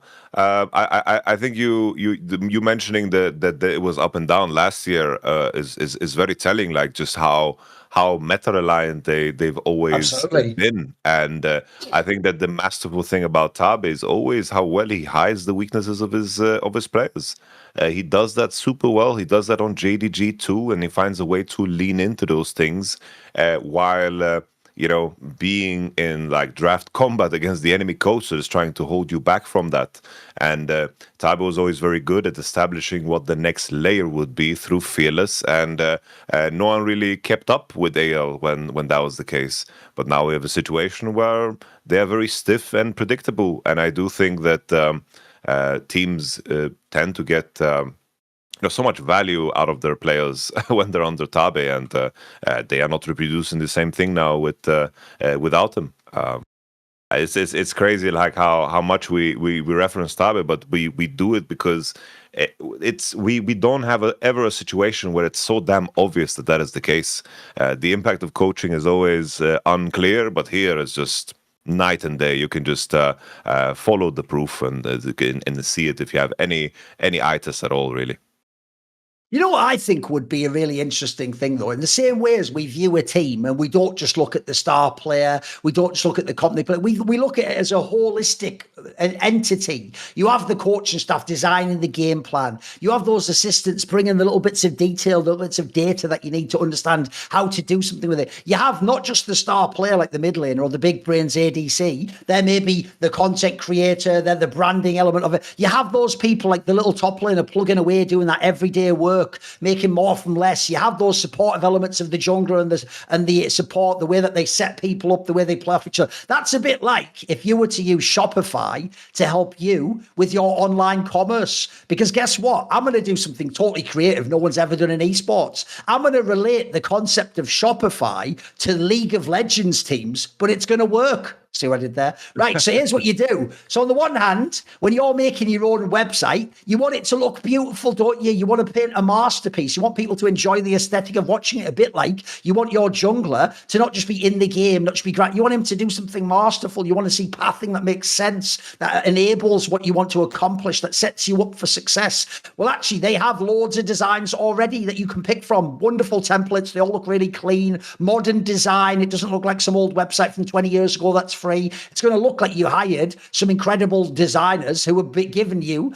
a state-of-the-art web commerce platform through which to sell your things. Then also, you're going to need on your team, like Atabe, you're going to need a coach who's got a really strong grounding in what is the field that I'm in, what market am I in, what plays well, what's effective right now, how do I set up the things I have in a way that they can respond to what the market wants. Well, actually, that's another thing about this is they can help you with all those things that aren't your specialty. They've got the data to help you with SEO and get your search engine optimization out there. They can help you do email campaigns so you can keep all of the people who are customers of yours or potential future customers informed about what's going on, how you're doing things, what you're changing, what sales are coming up. They can also, in the same way as in League, you need to be able to take what works regionally and then expand it out to the international game with First Stand and MSI Worlds. They can help you scale to be global because they obviously already have the platform anyway. They have millions of people who are using their service and they can ship all the way around the world. They can help take care of that aspect for you yourself. Back in the day, that was one of the harder things about being a small business was how do I scale to a bigger level,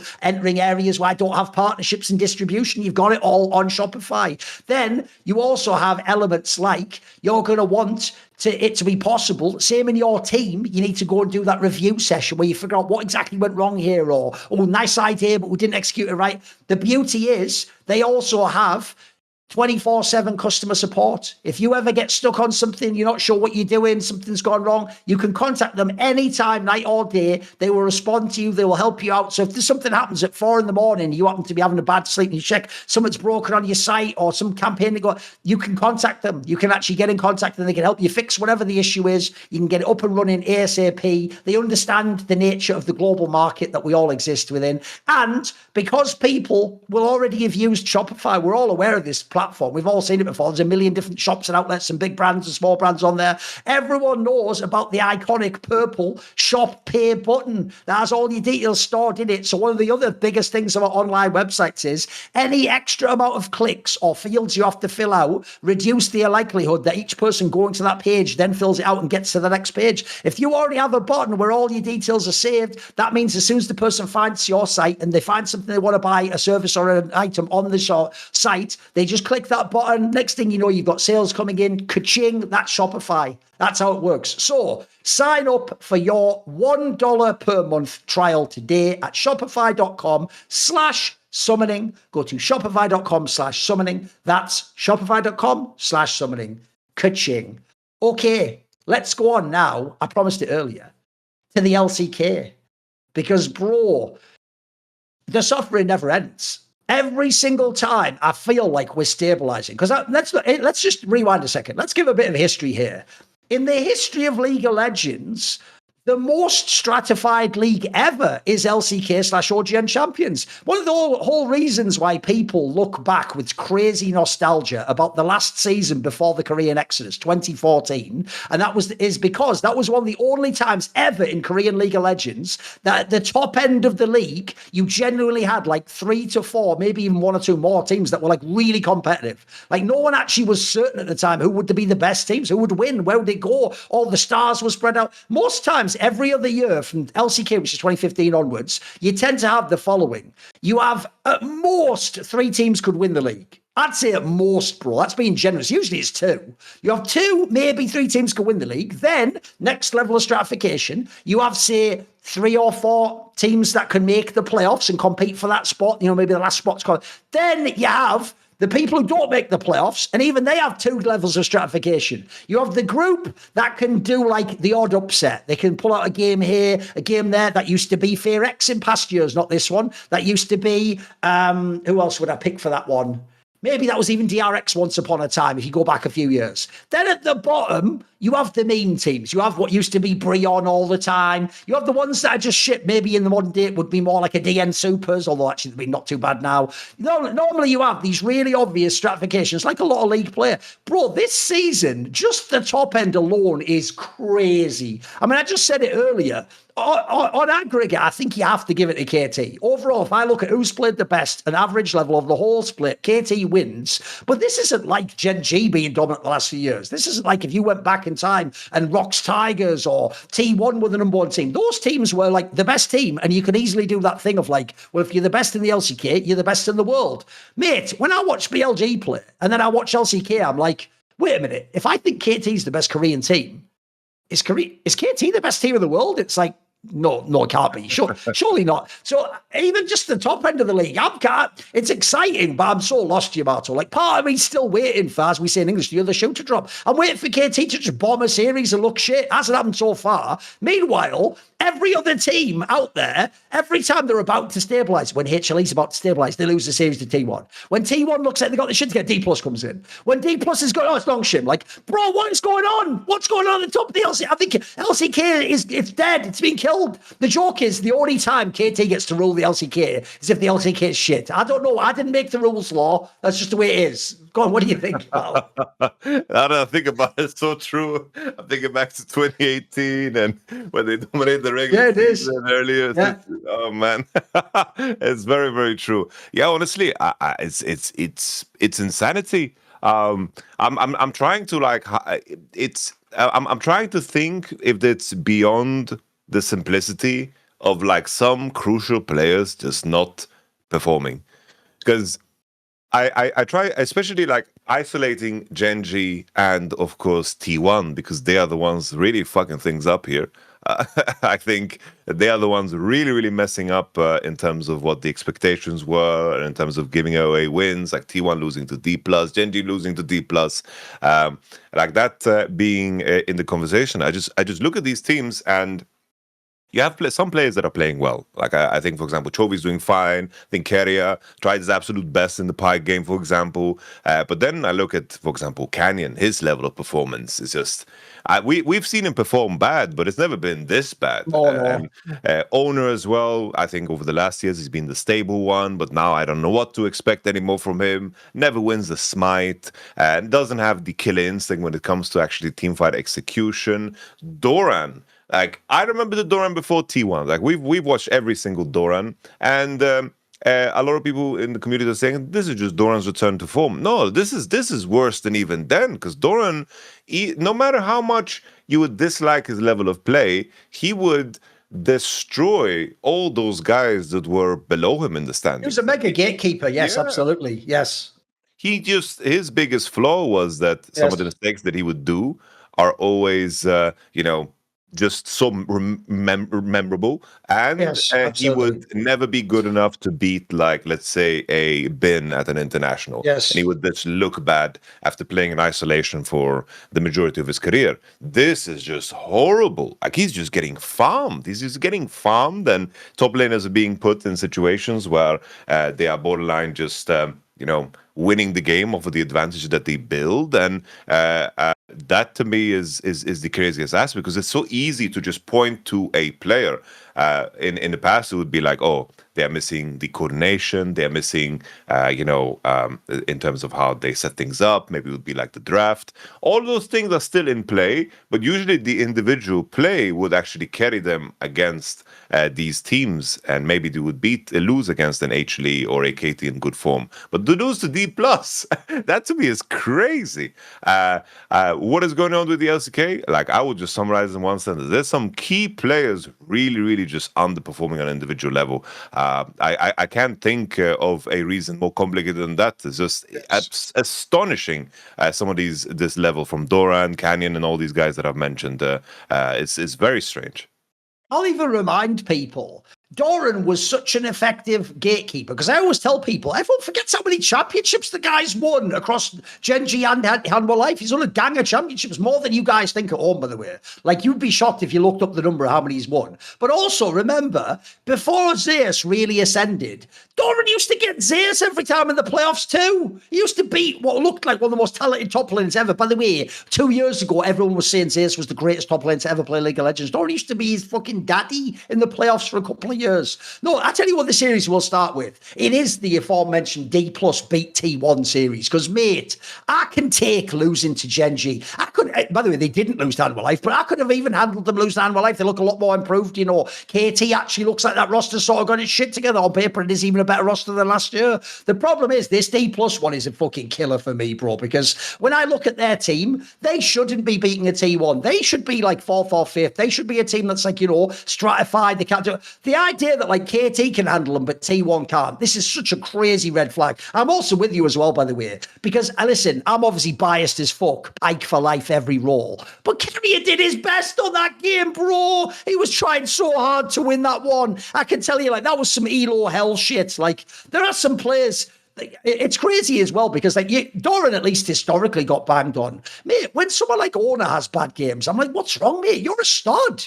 This isn't supposed to happen to you. Not if I'd said Lucid. Listen, Lucid has like a couple of champions he's good on, and he's a decent player. But for me, the players who were the rookie, the Shiwu guy's way better than him. He's mega as a top player. Lucid will never be an elite jungler for me. He'll never probably play for a T1. I doubt he'll.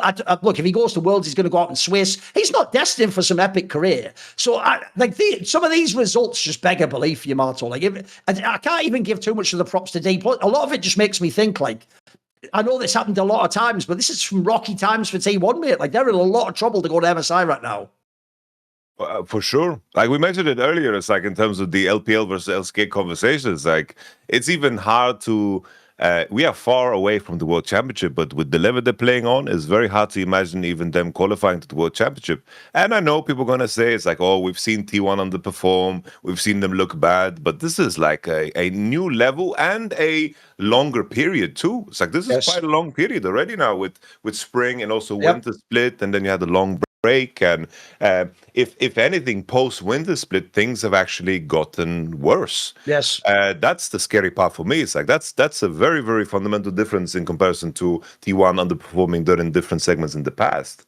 So I don't know how they're going to actually dig themselves out of this, because against D+, when you just look pound for pound, it's like everyone on the enemy team outside of maybe Career, even though like even in the first game, I didn't think that Career did well on Nico at all. It's the Pike game that does a lot of heavy lifting for Career in this conversation.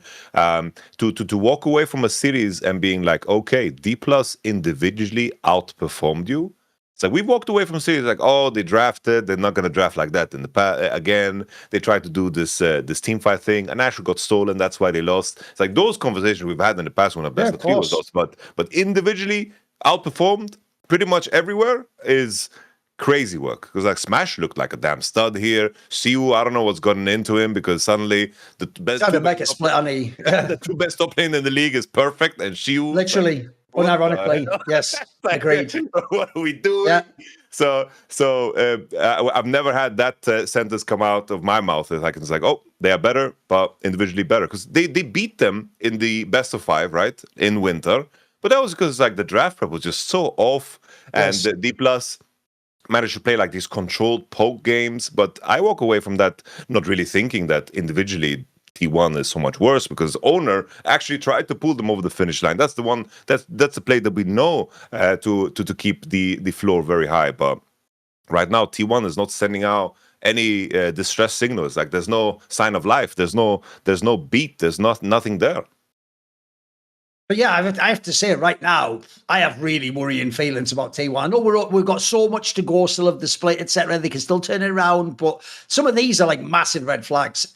On the other side, Listen, bro, there's plenty of ways that I could believe that Gen.G's in a bad spot right now. They're struggling. Bro, if you remember, they almost never lose to Hanwha Life. I remember famously when they lost a couple of years ago in that summer finals, there was this stat that they showed on screen right before the loss, where it was like Chovy versus Zika was like, that was like, he'd only lost twice. One was like the fucking Worlds that Zika won, and then the other one was like this one now or something, man. It was like, there was a billion wins for Chovy. Bro, in this series, the Hanwha Life versus Gen.G one, Chovy himself got actually giga clapped by Zika. Like, Zika actually went like full supernova, Super Saiyan level 3. In fact, it was actually the jungle mid. It was like fucking Kanavi had finally the sort of game I've been waiting for him to have in the LCK, what he used to do in the LPL basically, where he just absolutely bot blasts the other fucking jungler to oblivion and you can't even play it. But it's the Zika angle, mate. People, even when this team's a top team and even when they're like a team that should have a chance at Worlds, everyone always low-key hates on Zika because they're like, he's not really as good as, you know, his height. But yeah, this is why he gets to stay in this team though, mate, because this series was crazy.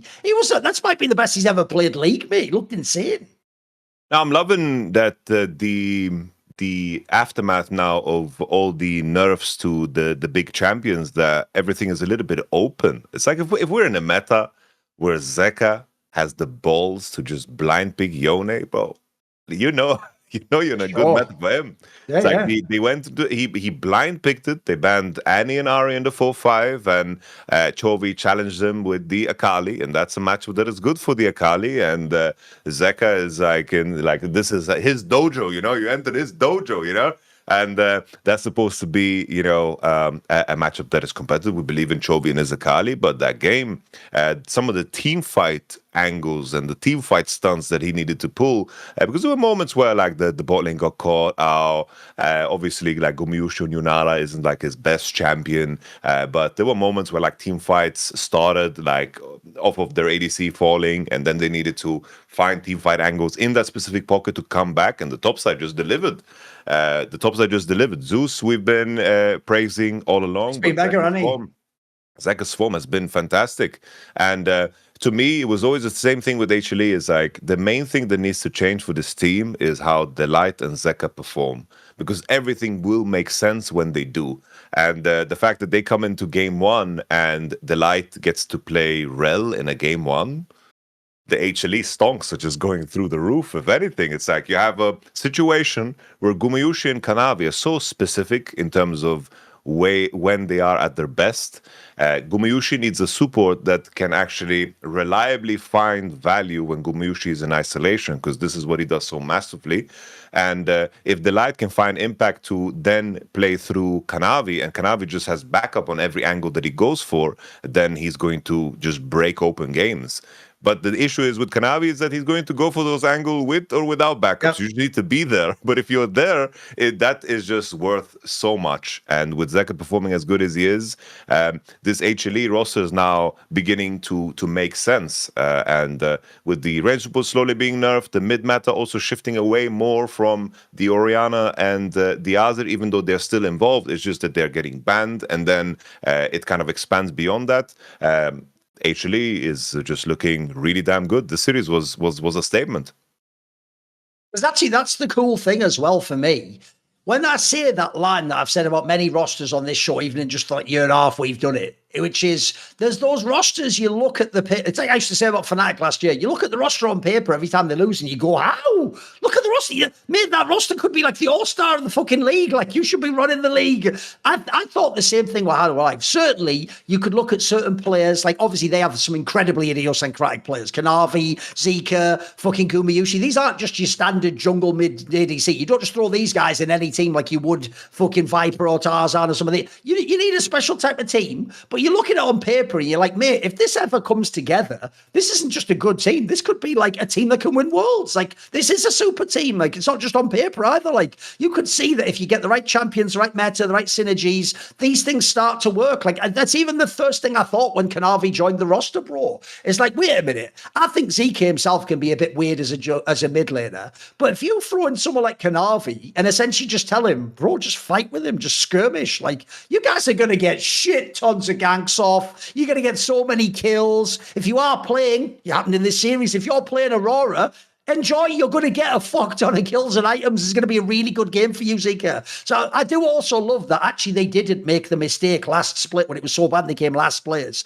of fucking the roster up and just bringing a rookie in or something like that. You got to give it, when you make a move like this roster, you got to give it a chance. It's actually the same thing I thought with York Army Corp, bro. Like, even though they didn't keep you as coach, I did also think you got to give it one more split. Like some of these players have been like either they were mega ERL players or they were people like Upset. You got to give or Bo. You got to give talents like a chance to work in the roster. If you kick them out after a handful of games, you'll never actually know whether it would have worked. All you know is the first thing you tried failed. Like one thing I like is Hanwha Life have turned it around massively. I do agree also with it. The meta's starting to come more towards their side. But if you look at it right now, mate, I actually think this team's going to, unlike T1, they've got a lot of markers heading up. Like this team looks like they can battle for that MSI spot. Look like as if it happened today, maybe they would nick the last world spot, mate. I could see this team being third. It's not impossible. Think about it. They're going to be competing against T1, D+.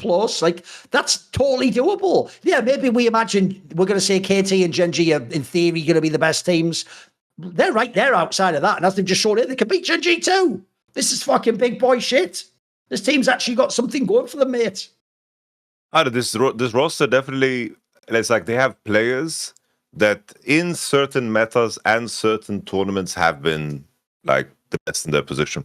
And there's a lot of risk with that, but when it hits, it hits. And we are progressing towards a world where the HLE roster is now making sense. The Peanut version with Viper definitely had a way higher floor. The floor being like consistently top 3, no problem. But now we've seen both sides of the spectrum of this HLE roster, where if things don't work, it's not going to make sense at all. But now everyone actually gets to fulfill the role within the team. But it relies heavily on Zeka's performance. And I think the main thing about Zeka is that he has periods where he's really good, periods where he's really bad. I would love to have him be a player where he can, like, if he plays this level for the entire year, I'll be so happy and so satisfied. And if they can maintain that, then he is going to raise the floor for the team what they got from other positions in the past.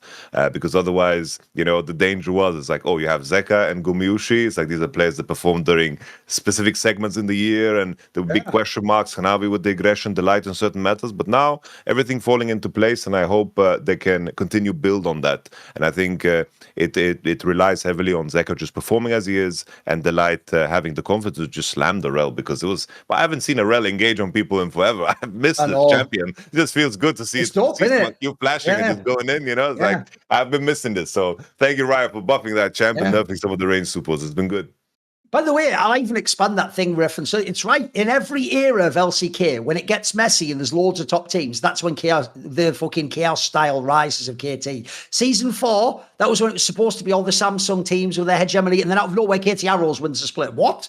Then you go to season 8. That was where like T1's falling. You're having the rise of these other teams. King Zone's coming. Then we have the KT Super Team wins with you, Cal. Then we have now, and you could even say in 2023, you have the transitioning of T1 and Gen.G. Suddenly KT's the best for half a split, but then they fuck it up in the playoffs. Like, obviously, KT's whole style is that shit from Game of Thrones. Is like chaos is a ladder, and they're trying to climb with the chaos instead of just battling it. Bro, here's the problem I have though. Listen to how cursed this sentence is.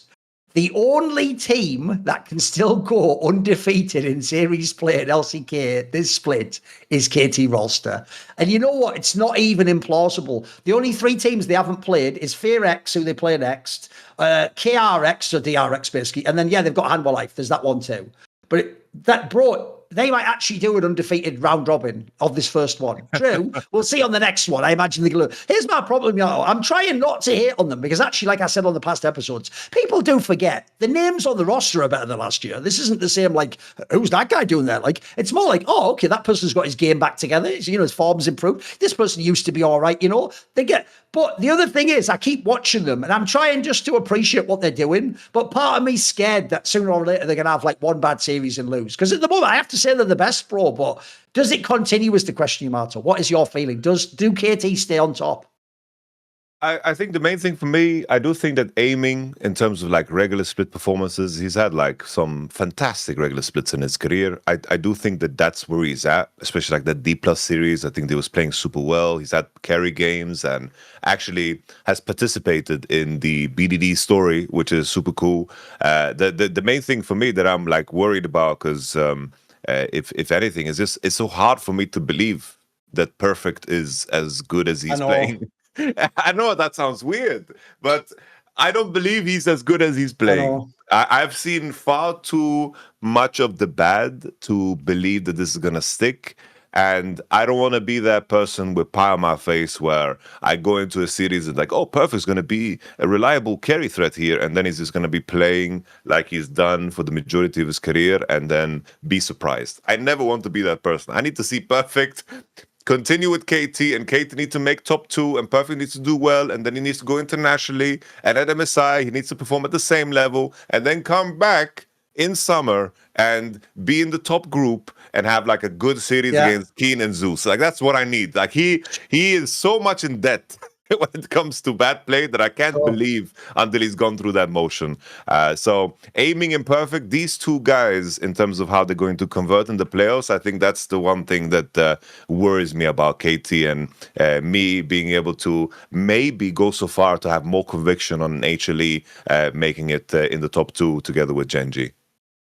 And then another example of a team where I feel like they were just written off from last split, but they keep just sneaking. I'll tell you who the Weibo gaming of the LCK is, Yamato. It's motherfucking Nongshim. Because you'll go again, look at their roster again. There's a couple of names on there you historically I fuck with, but they were so dreadful most of the time last split that it's like, it hasn't really worked. You know, you took a gamble here and there, but this isn't going to be that good a team. Mate, they are such a fucking hard team for some teams to play against. They'll sneak a game here and there against you. There's always like a slight chance they can win the game. That's why I always say another player that I do think has had a talismanic effect on his teams is Lehens, bro. Like, if you have Lehens on your team, you will sometimes on some, like, he's like the good version of Beryl. Beryl did it with chaos style bullshit. Lehens wins, and you're like, actually, this guy is just a good macro player. Like, you can see that clearly is like a strength in his locker, because Nongshim, I keep thinking with all the other teams I've got, I can forget about them. Every time I think I can forget about them, they make themselves relevant again, mate. They sneak back in the back door, you know. I think the Weibo comparison is just perfect. I think in terms of a team, like what I appreciate about Nongshim is that they seem so aware of their own level, and they lean into it. I think that they simplify games, they never overcomplicate, and they have very, very easy and simple identities that you need to like achieve in the game. And no one's really doing anything crazy in the way they win, but sometimes that's exactly what you want and what you need to do. I think that their games, on occasion, I'm like, oh, this shouldn't be the condition of this matchup. I don't know what Scout is doing here. This looks kind of odd. But these are just kind of details that where you are playing in a world where a lot of the teams are quite inconsistent and wild. To take the approach to just be the team with a solid foundation and with game identities that are very easy to replicate, I have respect for that. And I do feel like Weibo does exactly the same thing, where if teams have flaws and take fights that they don't need to take and fight over and over again, Weibo has always been the team where in the LPL they have like the least amount of kills. It's like the least active games, because they kind of choose their fights very carefully. And I feel like Nongshim do the same thing in terms of how they draft and also in terms of how they play, because it seems like they're never in a fight that they think they shouldn't take, or never in a 2v2 they shouldn't take, or never in matchups where they think that they are not like they don't have chances to win in. So they lean into things. Like one thing that stands out is like Scout opening game always just locks in the Azir, no matter what. I like that. You're aware of yourself. You're aware of yourself. You lean into your classics, and you're playing your concert, and you make sure that people can hear the songs that they love. Not your new shit, because the new shit of Scout is not that nice. Don't you think that's even an underrated coaching concept? We always use that term band-aid as like a negative, as if like it's not going to last. Like, yeah, but I that's why sometimes I just prefer to call it streamlining, Yamato. Just make the game simple, because if you're a Scout, right, that's a player who can just do that religiously and play play an Azir good game in game one. Like, that means now if I'm the jungler in the top lane, I know what I'm going to expect. I'm not playing with some comp I don't understand or Aurora or something. Like, I know what you mean. I think that's actually quite smart coaching, bro. It's how you get the team up and running. Yeah, I'm with you. I think it's super good. Like I have done that so many times in my teams. Like I got memed on. Like the Spanish community loves the meme on the fact that Nami is my favorite champion. Sure. Like for the longest time, it's like we went through the entire playoffs in 2022 and also the World Championship having the core of like Azir, Lucian, Nami. It's like we knew exactly how to play that, we knew how to execute on that, and let's lean into it until someone decides to invest bans into it, because we just thought that it was good, that we were really, really good at. Sometimes having a simple approach goes such a long way, especially in an era of best of threes before best of fives. Maybe in best of fives you run out of champions and you can't replicate the recipes that you like to lean into. But in best of threes, I still think it's very possible. And in the end, the ambition of every team is very different. I know for a lot of people that are just watching like casually, they think only the winners matter. But for a Nongshim to break into top 6, so to break into top 5 and make that stage of the next sequence to make playoffs, that's a win in a world where the league is very, very competitive. So winning these matchups is very, very important for Nongshim, and doing so that might not have a long-term benefit because eventually people figure out that's a problem for the future. You got to win games. You just got to put dubs on the board. One team that sadly is the most broken by first stand bro is easily FlyQuest. They went from like, could they maybe even be the number 2 team in the world to like, bro, they're not even like a top 5 team in the fucking LCK. They're so rough. Even if people don't know, in the actual game they played against Nongshim, they even subbed out Vikla, who's been having all these problems, and brought in Daystar, who's actually almost the same age, by the way. It's not even like it's some younger player or whatever. Another player who's just like a talent. Well, this is a team, if there's any team has completely lost all of its bearings, bro, and it's in a bad spot. I even think the final iniquity is, I've even now seen some bad Diablo games, which is the one thing I never thought I'd see, because that just looked like he was on some like, I'm Viper and I play great no matter what shit. So, bro, this team is cooked. Like, I'm sorry, I have no hope for this one whatsoever. Like genuinely, I'm just glad there's other good teams, because what a drop-off. What a crazy drop-off for a team. It's been way sharper than I expected. I thought that the meta was not in a good place for them, but I figured that Clear, maybe after first stand, he would kind of bounce back. Maybe he just plays at an international stage, was very nervous. He has not returned at all. Diablo, as you mentioned, has had underperformances. They tried to, of course, bring in the new mid laner to replace Vikla. I think that's a good change, that's a good angle, but at the same time, you're just throwing him to the wolves in these games. Like you are, the BFX draft, I just pulled it up. It's like you are forcing your boy to play Akali into like Yunara Lulu in that. Yeah, exactly. Like, good luck. It's like good luck with that. You have to do some Jedi mind tricks. Like, sure, last week he did have, or the week before, the week of play before, he had like a good Akali performance, but that is like just seems, now that is a band-aid. It's like, oh, we did good on this champ. Let's pick it again. Let's try. Let's hope it works, regardless of the spot being so different. And then the next follow-up game being picking Rise into Jarvan showing, and then Nongshim having literally probably like the strongest 3v3 combo that you can have in the game. Jarvan, Bard, and just Anivia. It's like, good luck. It's like you're gonna suffer in that game, and the level of execution required is just so damn high.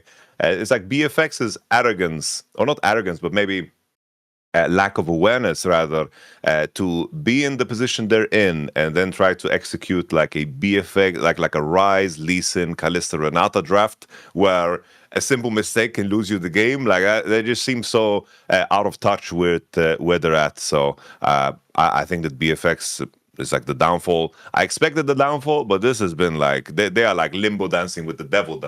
How far they've gone down. Like it's just done. Now, this is appropriate though, because as I said, in the past, it was fairly obvious who the best teams were in the LCK, but if we go and look at this Polymarket that says which teams will qualify to MSI, which doesn't have to just be about LCK, we can talk about all the regions since we've just addressed many of them here. Bro, I'll tell you how crazy League is right now in a bunch of the regions. the unexpected rise and fall of certain teams means so a bunch of teams I think are going to qualify aren't even on this list, bro. Like, there is no KT roster on this list. There is no fucking Vitality on this list. There is no fucking, let me see, who else would I even take? There is no Top Esports. These teams aren't even on because, unfortunately, in the old world, you just pick the biggest teams, don't you, and put them on. There's actually, so I would ask this question. Obviously, for this one, after you get past BLG's really high. Most people, it looks like, still believe G2 will get it together. Even Gen.G with their problems is 70%. After that, holy moly, do the numbers go all over the place. I mean, they still even have FlyQuest is 21%. I assume that means people are buying against them generally. Right? Thoughts on some of these? Like, but go beyond the obvious ones. We'll take BLG out. Like, what are your thoughts elsewhere? Are there people you think are too high, too low? Who do you think's not going to make it? Who's going to make it? Well, give me some thoughts. Any region, you choose. Honestly, I like as things are progressing. I don't know. It's like I'm looking at the T1 one. Like that's crazy, isn't it? Yeah, like T1. It's like I am. Maybe it's the whiplash because I was very high on T1, but it's just now at a 50-50. Like, I don't know. That's a weighted coin. Yeah. in a coin toss. Like, that one is really, really scary to me. Like as like the FlyQuest one as well. Like that at that point, just remove it. You know, like remove the FlyQuest one. Just take it out the back. So it's definitely funny how things have shifted so heavily. It's just a completely different story altogether. It's like if we would make this market now, it's like we would pick completely different teams than some of these teams for sure. Yeah, great. No, put it this way. At the moment, if I'm looking at this, since there is no Top Esports, the other LPL team I'm looking at is Gen.G. I think there's some crazy value on them. I think they could absolutely just nick the second spot. I have to see how TAS will be in the playoffs. I also think if you go to Korea's hard, mate. I mean, the joke is they don't have annual life either because, unsurprisingly, they were irrelevant last split. So I think, put it this way, I think if you're someone out there who wants to come up with some crazy narrative angle or you want to go deep on some data about the current meta, this is still only, like a month, a little bit of a month away from happening. It's not that far away. We've got a bit of time. There's probably crazy market on this, value on this particular market. There are a lot of teams, as you can see, where week to week it's going to change. So you can get in now on some really nice numbers. Like, I mean, another one example is if you really believe in MCOY, if you think they're going to have a glow up in the playoffs, they're down at 26%. That's super low. Like, that's as if they're not going to make it at all. There's a world they get their shit together in the playoffs and they start to grind up the series and they're at least battling for third, second, which is all you need to get to MSI. You can come second and go there. Yeah, okay. Right. On this episode, one, we did do the massive rant session about the core streaming and content creation and all that jazz. By the way, it's appropriate. Yamato does core streaming and I am a content creator and this is content. But also, we're a little bit under the weather, so we're not going to go too crazy on this one. What I figure we'll do is, let's do a little bit of Q&A and then we'll be out for this week and we're back next week and we'll do way more. So, obviously, to ask a question, currently what you do is you subscribe to the Last Free Nation Discord and then there's a channel called SI Questions.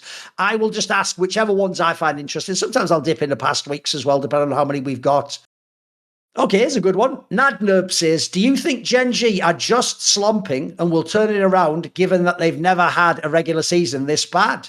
With 3 best-of-3 losses, they've equaled the total LCK regular split best-of-3s that the Keen Canyon Chovy core have had the last 2 years combined. So his question is like, can you treat this like a normal slump? Isn't this some sort of sign that like something fundamentally broken? What do you think? Do they turn it around? Yeah, I made the comparison to G2, right? It's like G2 has a history of going rough through the split and then making it through the playoffs, no problem. Gen.G has never done this before. We've never seen this variant. Like even pre-Gen.G dominance era, before they won that split in 22 in summer, like even before that, it's like they dropped series in the regular split. It's like we had very exciting series. It was like Chovy Galio trying to carry games, but it's just something that is so far from anything. Because even the PACE era, they were dominating every regular split. They made it look very easy. So I don't think it's the same. I really don't think it's the same.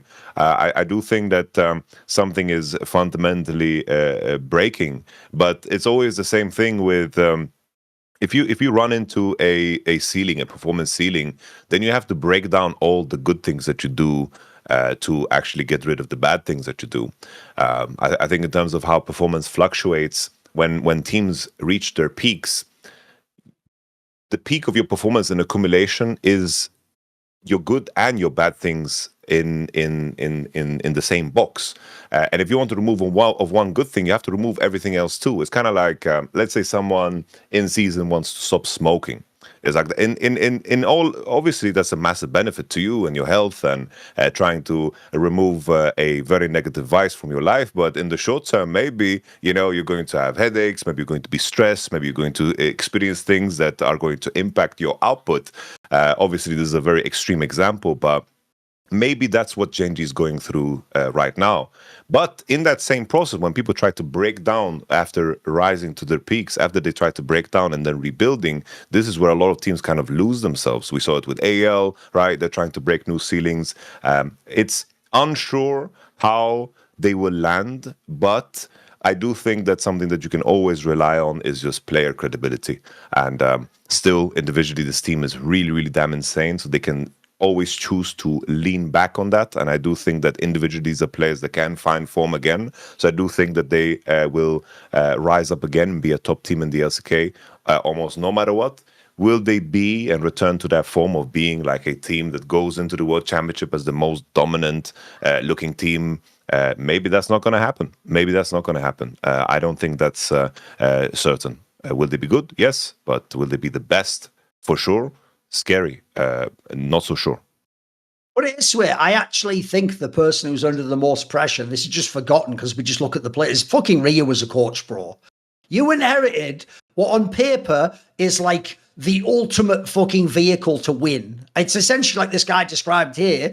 In the regular season, this is the best team to ever play League of Legends. They're perfect almost. They can play every style. They can play through every player. They can survive every meta. No draft can get them, as was even shown in Fearless. Their base level is impossibly high. They even win all the games. Remember, they used to last year even have games that would be downloads of gold and still win every game. They were just impossible. Chovy would carry the clutch play out in game 3 every time if you ever needed it. So if you have all those pieces, it looks this bad. And it already looked obviously kind of shit at first stand in the semi-finals as well. Like, you're going to get a lot of the blame. And I'm sorry, I think you will just get fired after this year, maybe even after this split if it goes like this. Because if I look at that roster, that is the ultimate roster where it's like, look, I don't need it to be like last year's and lose one game every split. But I'll tell you what, it has to at least be like a really good team. Like, I look at the pieces, you could make so many different variations of a team out of this squad. Like, you could sit down and come up with a million different emergency band-aids and streamlining elements. So to me, it's still so possible to salvage this team. You can still get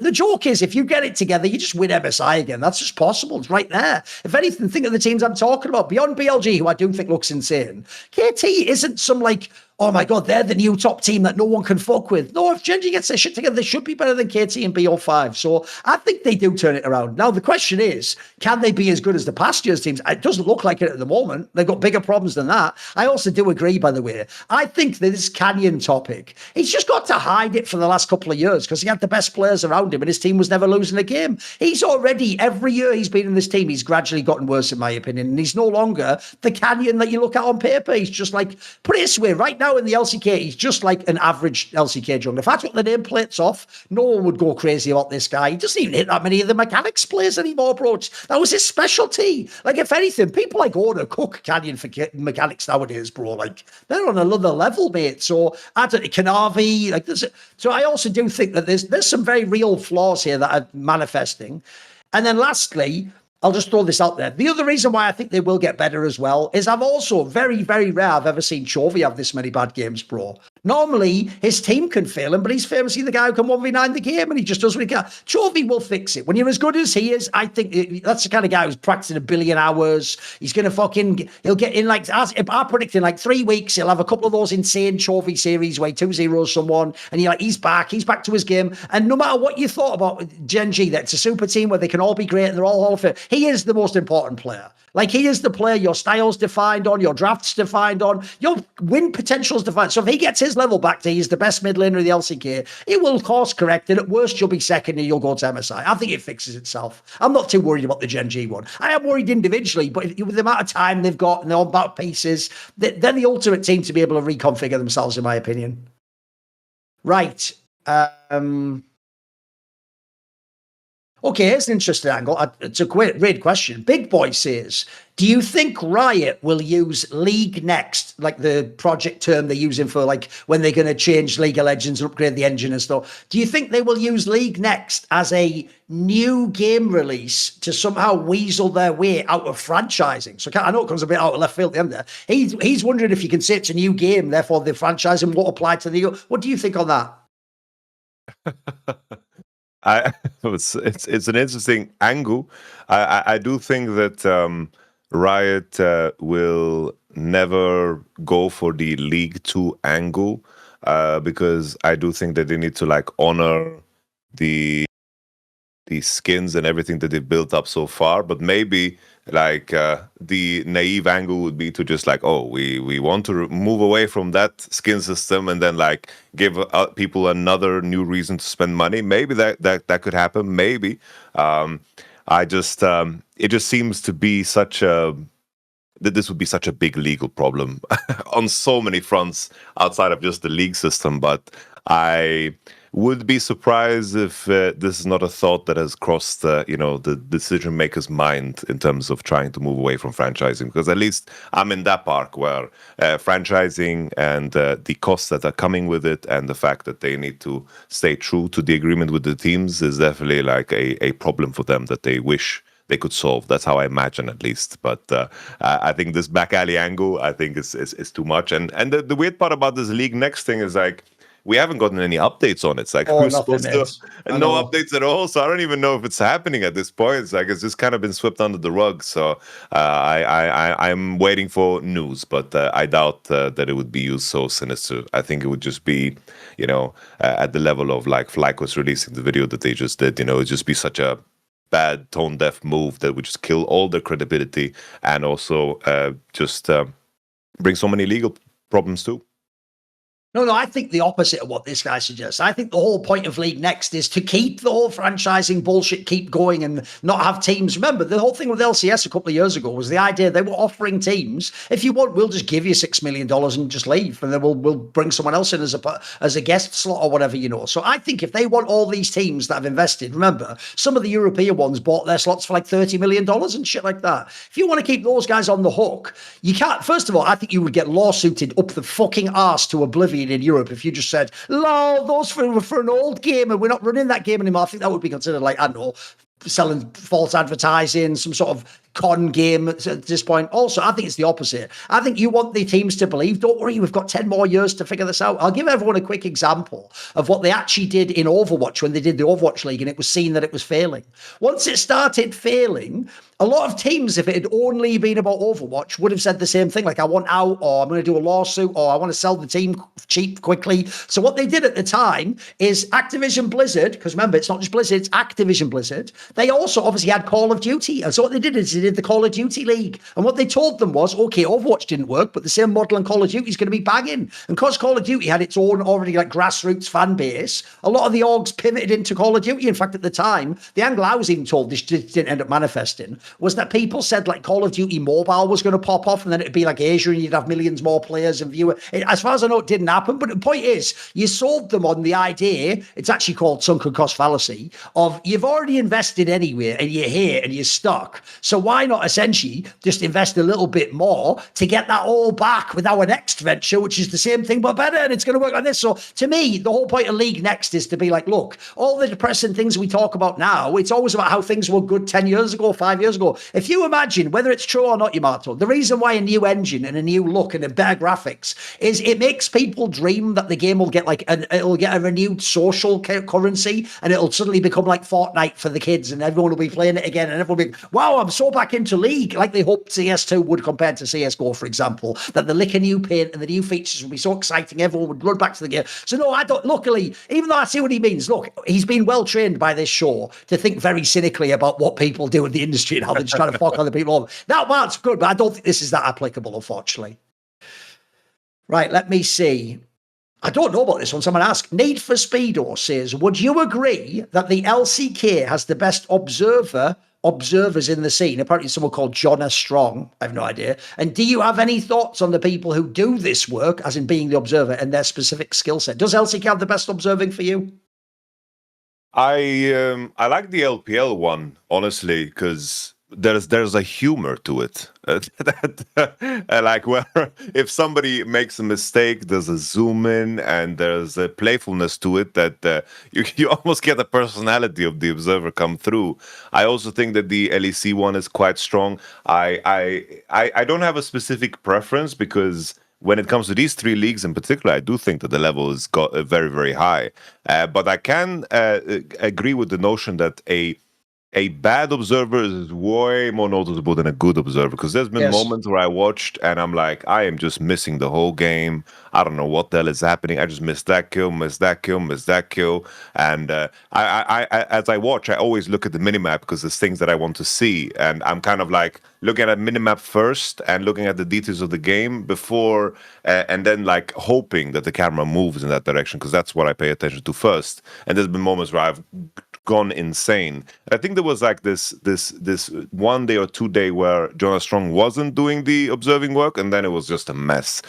So fair play to him. I know also that the one that does it for the LEC, I don't know if he still does it, but he was a former pro player that they got into that position, which is also super helpful because they have a good understanding of the game, and I think that's valuable. And John Strong, I know, has a prediction game that goes pretty hard in the LCK because he has found the upset predictions more than anybody else. And I do think that anyone passionate for the game, it kind of shines through the observer angle. But is he the best in the game? I'm not so sure about it. I just think he's pretty damn good, and that's the standard. You know, he's up there.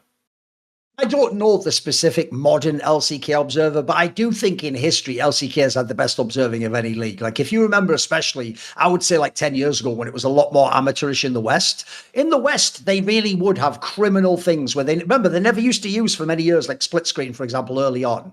Bro, the amount of times there would be a fight in bot lane and top lane and they would miss the kill was actually crazy work. And I can tell you, since they didn't have replayers back then, it would drive coaches crazy, bro, because to actually scout the VOD, you had to look at that little fucking mini-mac, look at the pixels and try and figure out what happened in the game because you couldn't rewind it. Like, that was all you were going off. So you couldn't even see how people laned early games sometimes. Like, LCK was always the best. And I would assume it's like what you're saying. I'm almost certain whoever did the LCK observing had to be like a high-level solo queue player or something pro. Like, they just looked like their feel for the game was mega. Also, I'll just point out a detail because this is always misunderstood. And it's a mixture of terminology and not understanding broadcast, right? Whenever an observer misses something, a fan will go, wow, the observer fucked up, right? He doesn't decide what's shown on camera. The producer decides what's shown on camera. So in most esports games, you have multiple people observing the game, not just one person. And they're looking at, say, like in Counter-Strike, 2 or 3 different angles. And the producer is the one who decides which person do we go to now.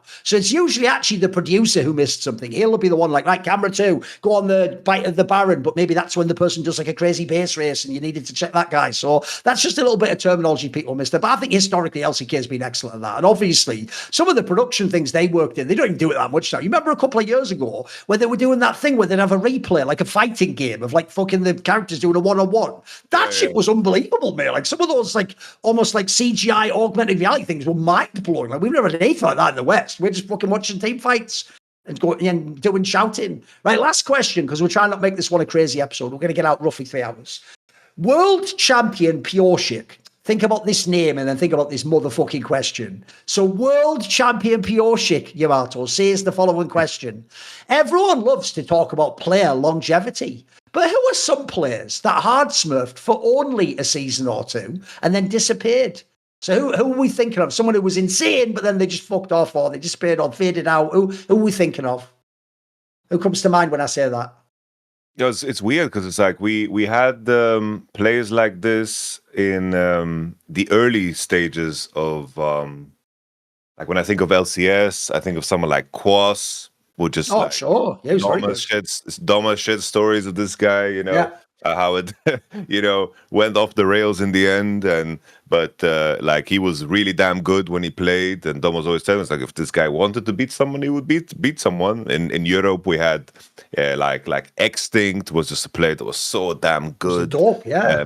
He just played top lane, came into top lane after being a mid lane, came into top lane, just was best top lane in the league. And he was better than Zero at the time, who was also another player that just had a short stint on Lemon Dogs and then just didn't re-qualify because he failed to update his client. So he got disqualified from the qualification process. So, and then he just said, this is not for me.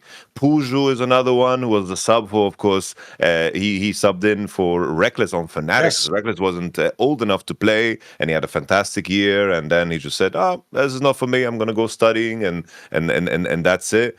I'm thinking of over in of course Korea, like the name comes to mind instantly because I watched him so much. It's just McNoon. That was such a short amount of time. What comes to mind on your end, Thorin? You've got more old school. I've got more more modern day ones. I actually had a bunch from the recent period, like an obvious one we've talked about a million times. I'm out Milky Way. Oh yeah.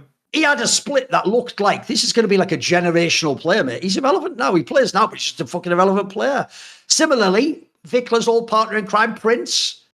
That guy was a stud. I'm not surprised FlyQuest signed him. He looked fucking insane. After that, he was just whatever. You don't even remember him now. I'll tell you an LPL one everyone forgets about, because this is when I knew fucking Knights just cursed, bro. You remember back in the day, this is how different reputations were. Back in the day, if you go back like 5 years, 369 wasn't the king of the top lane. He was actually, like the name 369, a very up and down player. The guy who everyone said at the time, if you were a Knight fan, it's like, give me that guy, and they did make the trade, was Zoom.